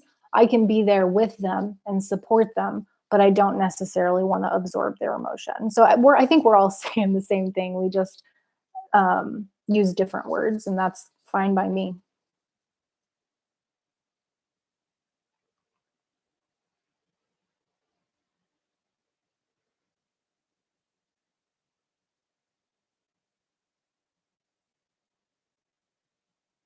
Hey, Maddie, nice to see you. I don't know if you're still here, but I'm glad to see your comment.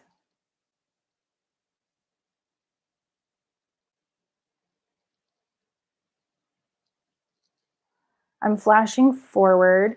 Okay, so Casey says, I know I said I was just listening, but hopefully getting my one tooth pulled. I'm also, I'm also, and also my church contacted me, which is good because to be honest, I've released the last 3 days, not just alcohol. I'll probably relapse the last 3 days, not just alcohol. Wow, Casey, you are going through a lot right now, friend. I appreciate you sharing that with us. I think I understand what you're saying. And I think it's great news. It shows progress that you are focused on getting the dental care that you need. I really hope that that happens as soon as possible.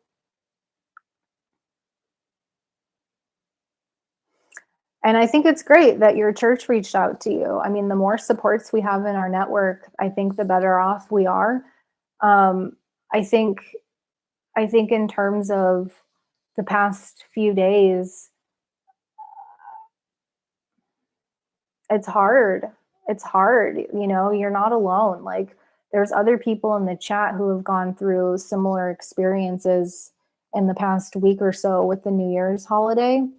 And I want to remind you and anybody who's experiencing a setback in their recovery that just because you've made a decision over the past few days or weeks, even, it doesn't mean that you've lost all of the progress that you've made. You're still in recovery if that's where you want to be.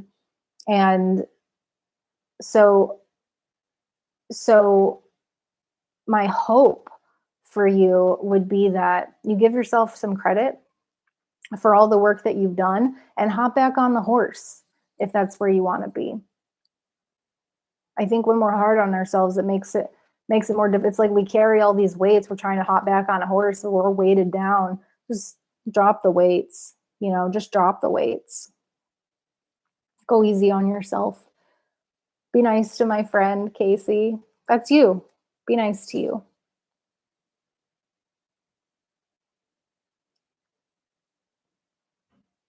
Casey says, felt good to get that off my chest. Sorry, but I don't want to. I don't know. We'll check back in another time. Yeah, Casey, that sounds good to me. I hope to see you back soon.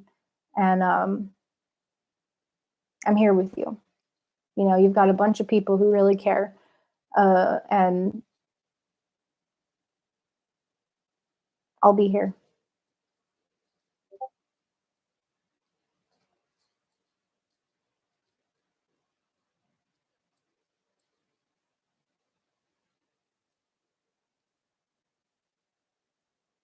Ben's getting ready to go to bed. Got to do math tomorrow, and that hurts my head. Thank you. Thank you, Megan. Ben, I'm so glad you came in tonight. You're probably gone already, but thanks again for coming in. Always nice to see you. I'm wondering if, again, I don't know if you're still here, but I'm just wondering if you do change your name. Hopefully, I still recognize who you are.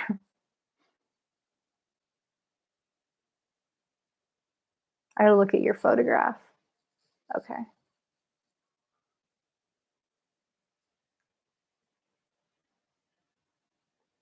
Casey, sorry. Thanks for always being here, everyone. I'll keep you updated another time. So that sounds great, Casey. I'll be here.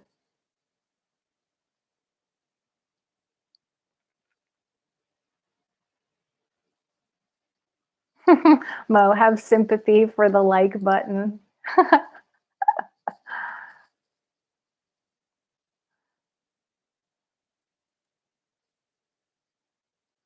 Oh, Ben said earlier, sorry, I meant to say a smaller hippocampus affects trauma response and PTSD.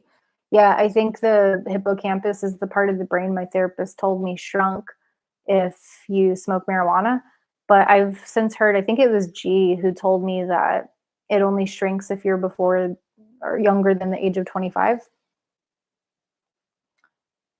But I haven't researched that myself, so I don't really know if the hippocampus is the right part of the brain, and I can't really speak to the age thing. BPD brains look different also. Yeah, yeah. People with PTSD and depression have different brain scans as well.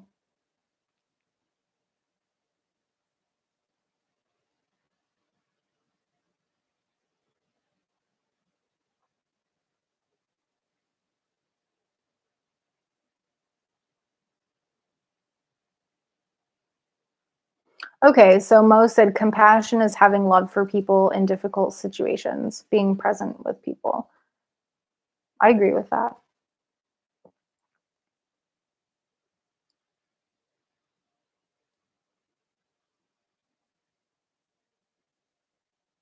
Yeah, so Ben made a comment earlier. I know he's not here anymore, but he said, Mo, yes, exactly. I would talk to people about abuse they would gone through. I'd be totally ruined for a while, but it does make reading body language much easier.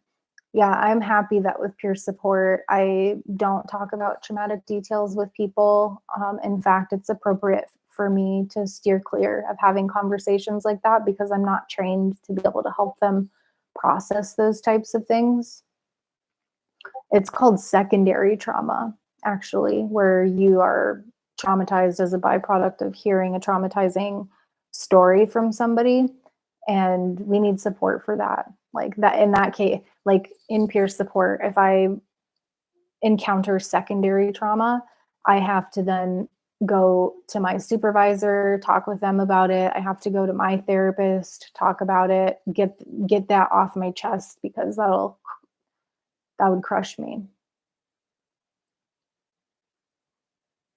But then again, I think that's where the boundaries things comes in. It's like I don't have to allow someone to share those traumatic details. It's totally appropriate for me to say, I'm not actually trained. I appreciate, so I'll practice this. We'll role play here. um, I appreciate you sharing those details with me. I'm not trained to be able to help you process stuff like this. And so, can we focus on a more uh, general description of what happened so that I can better support you and stay here with you? Maybe not to stay here with you, but like if I did get triggered, it would be okay for me to get up and walk away for a few minutes. So that's why I said that. I'm working on it. I don't know. I got to figure out how I'm going to respond.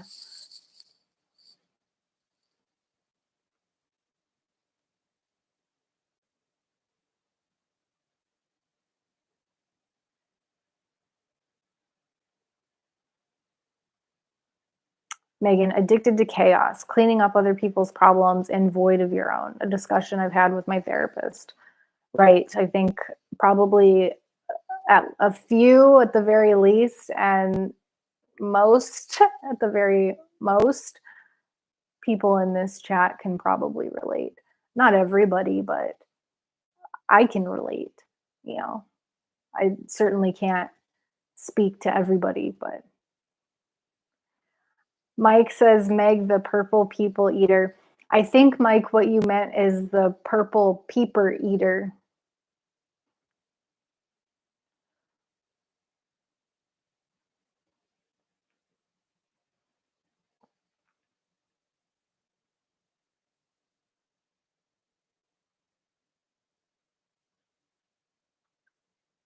Scott Len just checked in. Hey, Scott, nice to see you. Let's see what Scott said. Relate to the feeling and not the event. Being present with somebody through crisis, right? Oh, the topic. So we were a couple different things. We had a really engaged conversation about empathy versus sympathy, and then secondary trauma came up. because some people in the chat view empathy and sympathy opposite the way that I view it and the way that I was trained to make associations with both of those words. I don't want to get hung up on the semantics. Like, it doesn't, we're ultimately, what I realize is we're both saying the same thing, is that it's important to be with a person, but to not let blurry boundaries or weak boundaries get in the way of you doing your job, essentially. So having, I would say having empathy with boundaries is healthy, but some people in the chat think that empathy, even with boundaries, is unhealthy, that empathy is an unhealthy thing. I respect their perspective. It's just not the way that I was taught, or the way that my perspective is. I think having empathy with boundaries is healthy. And so that led us into talking about secondary trauma and how it would be appropriate for me in a peer support situation to have empathy with boundaries by saying something like, "You've been through a lot, and I really appreciate that you feel comfortable enough to share your experience with me. I'm just not trained to be able to help you process that type of trauma. So, can you stick to a more general way of sharing with me so that I'm not triggered?" I need to practice that, my response, for when I work with somebody who shares traumatic detail, because I have been in group settings where someone shares traumatic details and I haven't felt empowered to be able to tell them to please reel it in. So the role playing is good. I appreciate this conversation because it helps me to prepare for doing my job the best way that I can.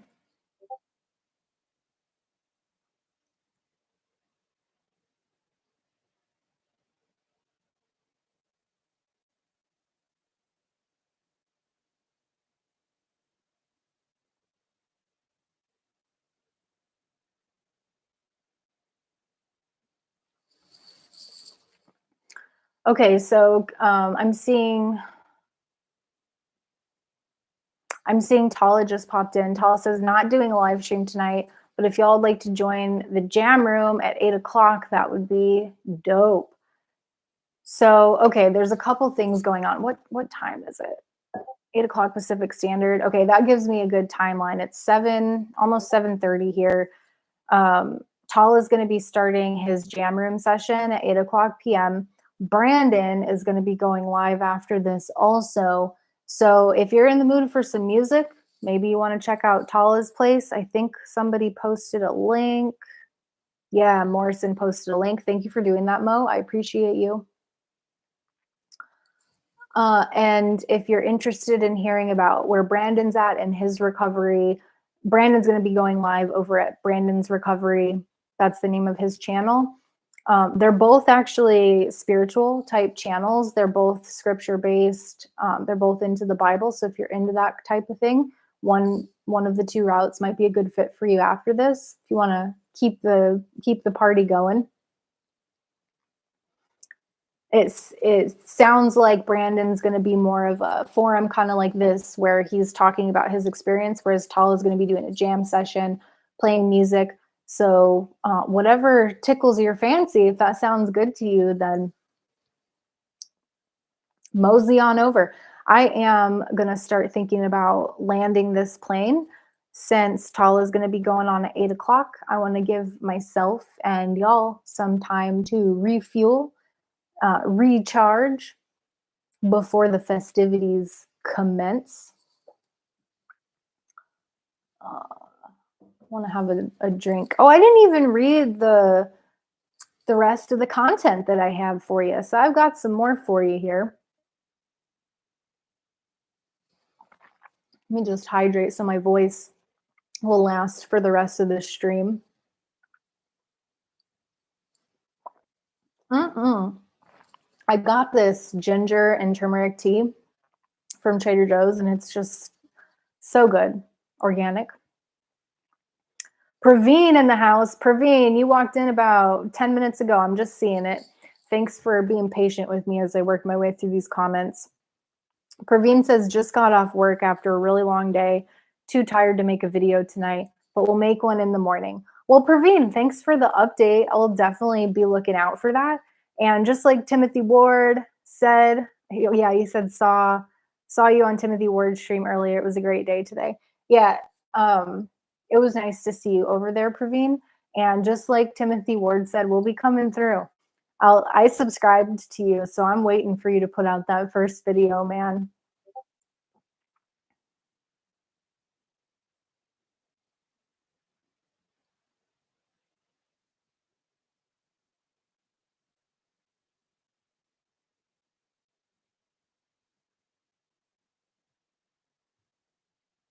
Scott, your comment, I know I read it already, but I think um, crisis management is something I'm really interested in. There's different specialties of peer support, and crisis, or not crisis management, but crisis intervention is one of them. And I was thinking about going into that specialty. I don't think, well, actually, let me rephrase that. I think they just discontinued the specialties, which is a real shame because there was one that was working with the unhoused population, which is interesting to me. And then there's that other one, crisis intervention. I feel like, I mean, we definitely got a foundation for crisis intervention in my course that I took. I just want more. Like, I want more information and training and role plays, data about how to support someone who's going through a crisis.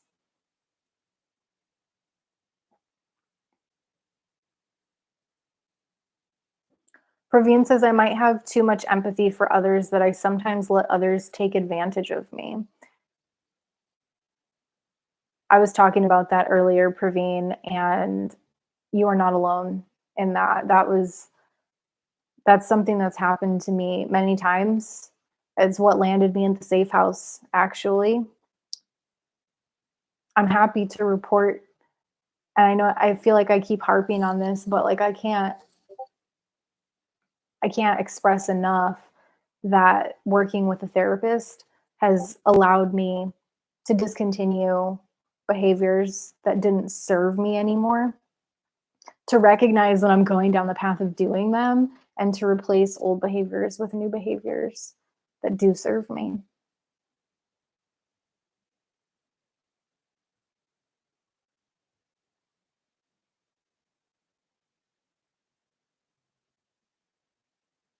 Megan, empathy was a nervous attachment style I picked up out of fear of abandonment, or at least I'm thinking. I'm still learning and growing. Yeah, I have a avoidant attachment style, Megan. I used to have a disorganized avoidant attachment style. I've since become more organized. Still at times I'm avoidant, but like I was just saying in response to Praveen's last comment, I'm getting better with work with my therapist in recognizing and modifying my response so that it's in line with the person that I am becoming.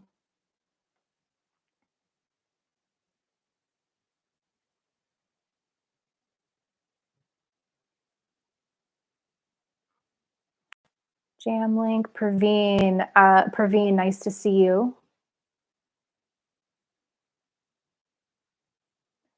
Kingdom can do it at 8:30. I mean, do it whatever time you want. Tala, start at 8, start at 8:30. It's not gonna, you're not stepping on my toes at all because I'm winding things down. I do want to read this list, but I'm almost caught up in the comments here. Yeah, Scott, Trader Joe's is the GOAT. I agree.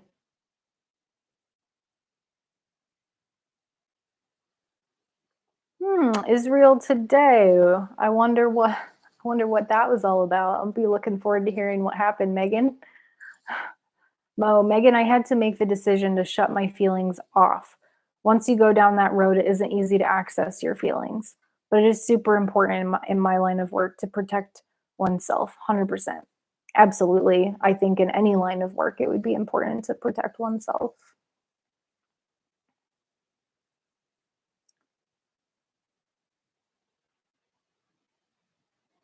Mo says we cannot feel people's feelings. We think we do, but we don't. It becomes a delusion, in my humble opinion. I disagree with that. I definitely I think we're all different. I understand why someone would think that we cannot, but I mean, feelings are just a mishmash of brain activity and chemicals in the body. Um, there's experiments where people put their hands in front of themselves, and there's like mirrors, and um,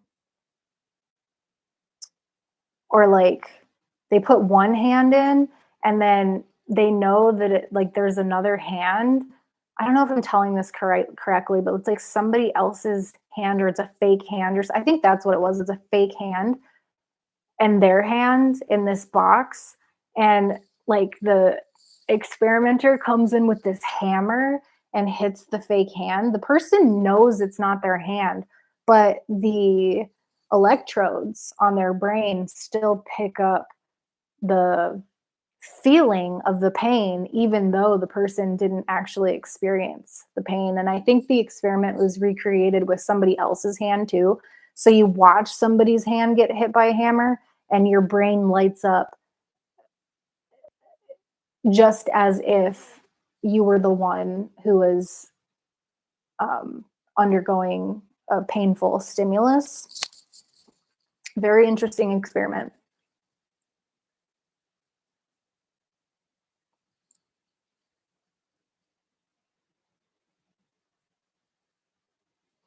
Scott, the certified pure special.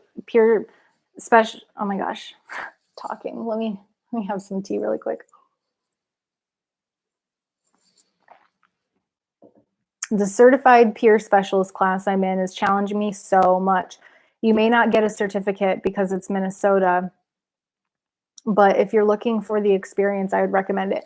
So, Scott, I actually already graduated from a peer support specialist training here in California.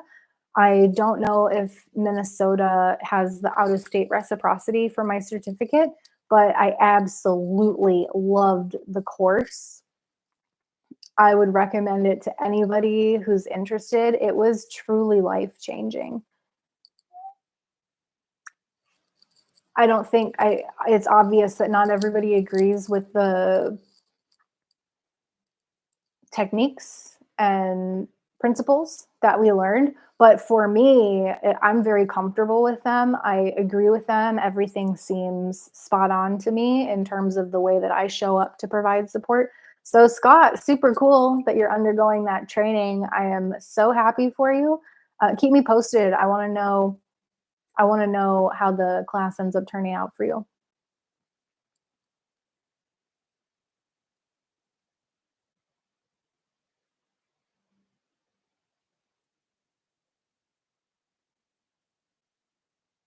So, okay, I want to touch on this. So, Kimmy says, "I agree, Morrison. I think it's presumptuous to think we feel what other people feel in a way." So, I don't agree that we feel exactly what other people feel. I want to clear that up. We can never know exactly what somebody went through. Each person's experience is their own, and even though I'm in recovery for substance misuse and mental health conditions, that doesn't go like I wouldn't be able to say that I understand what y'all are going through because I don't. It's not the same. But I can relate and I can share my experience. Um, but but to say that I can't feel if someone's upset about something, like I can feel um it's like semantics, right? So I don't want to get too in the weeds about this, but it's like I don't feel exactly what they feel. That's not what I'm saying. But I can relate to a time that I felt the way that they're experiencing, and that's how people who are relating with empathy versus sympathy can have boundaries because they're not absorbing. Some people do absorb other people's emotions and they burn out really quick. But if you can have empathy or empathy with boundaries, that's a healthy place to be, is my opinion. But not I obviously not everybody can relate to being able to bring up the emotion or like let the emotion um, come up that another person is experiencing. And that's not how I experience the world, but I understand that not everybody experiences the world the same.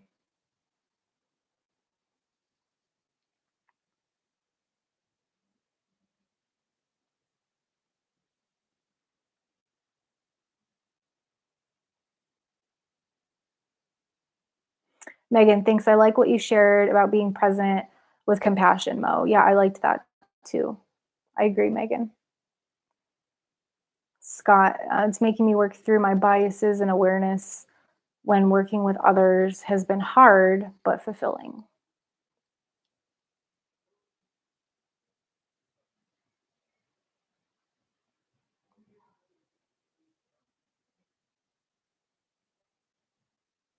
Ah, I lost my spot. Took me to the bottom again. Gunning, phantom pain. Right, right, right. Phantom pain. Is it phantom pain if it was never your limb to begin with? Because I know phantom pain is like you had a limb, now you don't have it anymore. Is it phantom pain if it was somebody else's limb?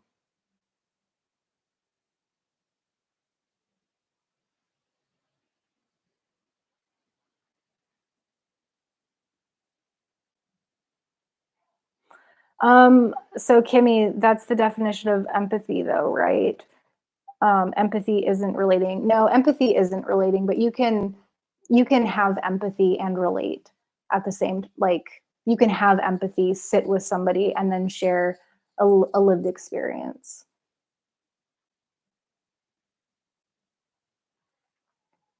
Maddie's falling asleep to my voice. That's nice, Maddie.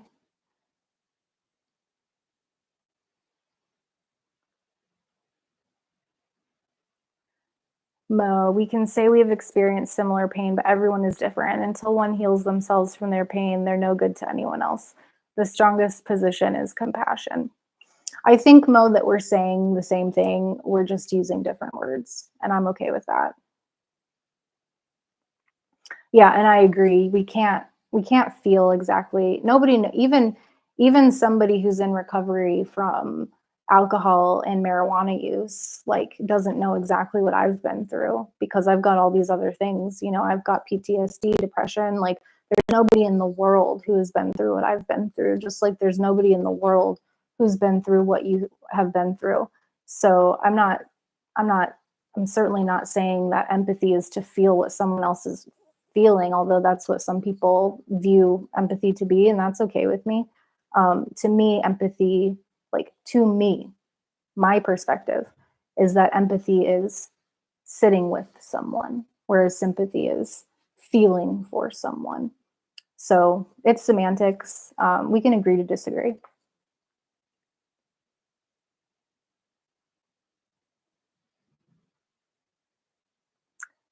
Tala, I'd say unless you've gone through the exact same thing another person went through, yes, you can kind of relate and feel the pain, but at the same time, each person's reaction to pain can be unique.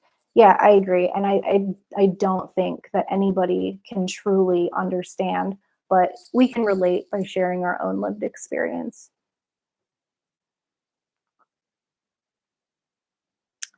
Scott, I believe we can feel similar feelings if we can figure out how we're feeling. I can isolate myself by complicating my feelings to the nuance of my traumas.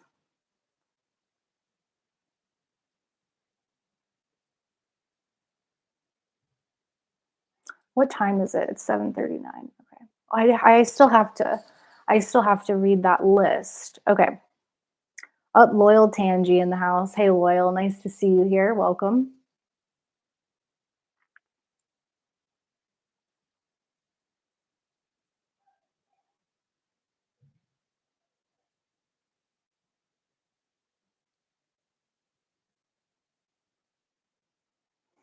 Okay, so ways to receive support. So if someone were to ask me today as we wind down the plane, because I am going to wrap things up soon, if somebody were to ask me, what is your favorite way to receive support? Well, I actually answered this in the beginning of the stream. I said, my favorite way to receive support is by being heard, by being listened to.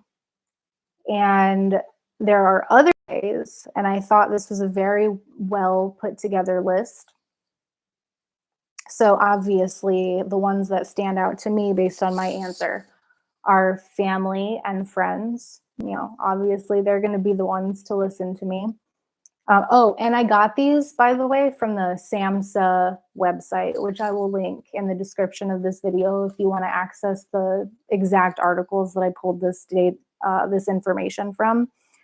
Uh, Another one, number two, is religious or spiritual leader would be a great way to receive support. Number three would be a healthcare professional, which I can relate to this. I receive support from my nurse practitioner on a very regular basis. Um, I would put my mental health care in this same bucket and say that my therapist counts as part of my healthcare team. Mental health is health. So my therapist, my nurse practitioner, my primary care, my dentist, like all of these people provide support to me. Support group is number four on this list. So this is a good example of a support group. And I've been a part of other support groups in the past, like AA. I've gone to NA a few times. It wasn't really my jam, but I know it's helped a lot of people. There are all other types of groups too, like Codependence Anonymous. There's adult children of alcoholics.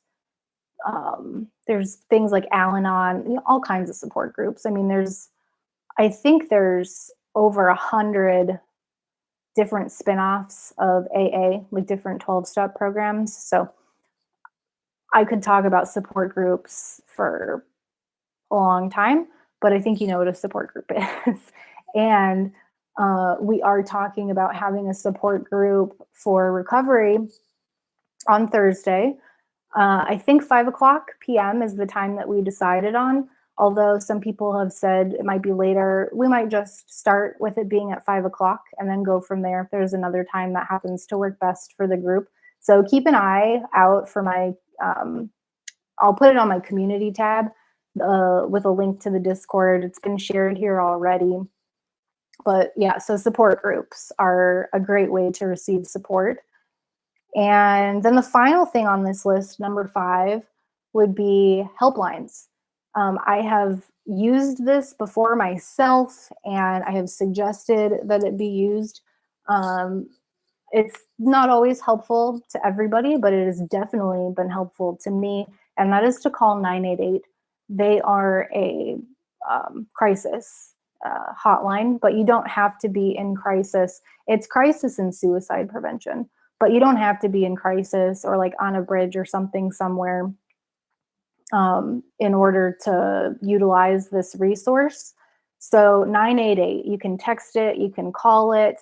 I personally think it's a fantastic resource. And like I said, I've used it before for myself and also in order to support other people. Like if you ever have a friend or a family member who is saying things that are alarming to you, like I have been in that position before and have called 988 to have them walk me through what to say, what to text back, that type of thing, and it was really helpful to me. So let's see what we have here.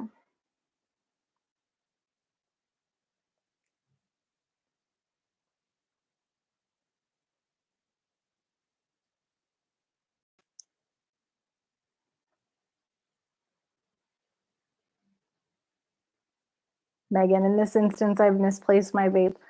Someone may relate, but it doesn't help me find my vape. Right. I'm glad I don't have to fix anyone.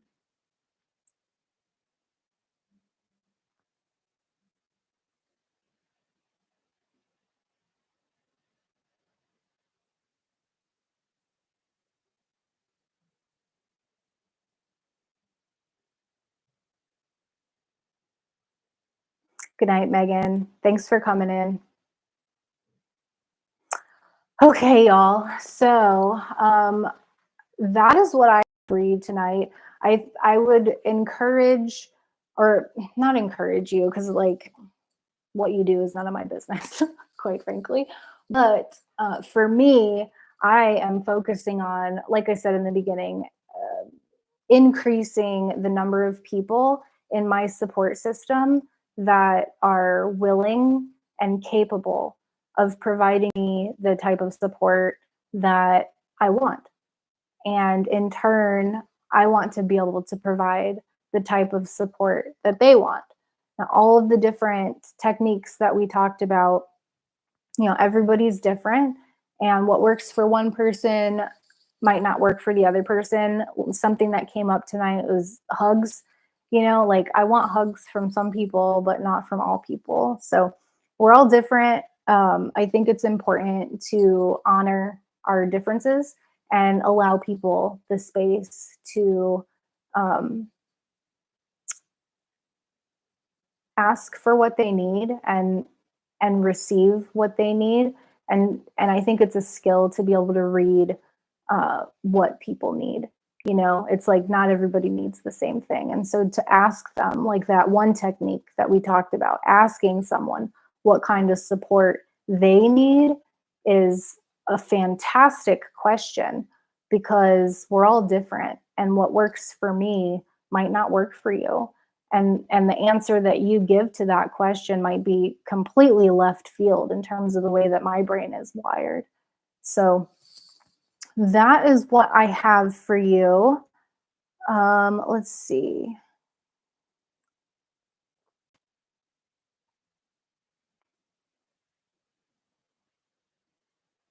Loyal Tangi, hope to catch a live from the beginning. Have a great night, everyone. Right on. So thank you, everyone, for showing up tonight. It was a loaded conversation this evening. I did not expect that topic to take off like it did, but here we are. I appreciate everyone for sharing your perspectives and your thoughts and for keeping it respectful. It's always nice when we can have a adult conversation and hear what each other has to say. I am going to end this stream here with, it has been a pleasure speaking with you as always. I love you all very much, and I hope to talk to you soon. Hopefully I will see y'all afterwards over at Tala's in the jam room, or over at Brandon's recovery as he talks about what he's going through, and sublocade, I think, is what he's going to be talking, but he said he's going to talk about a bunch of stuff. So with that, I will see you soon.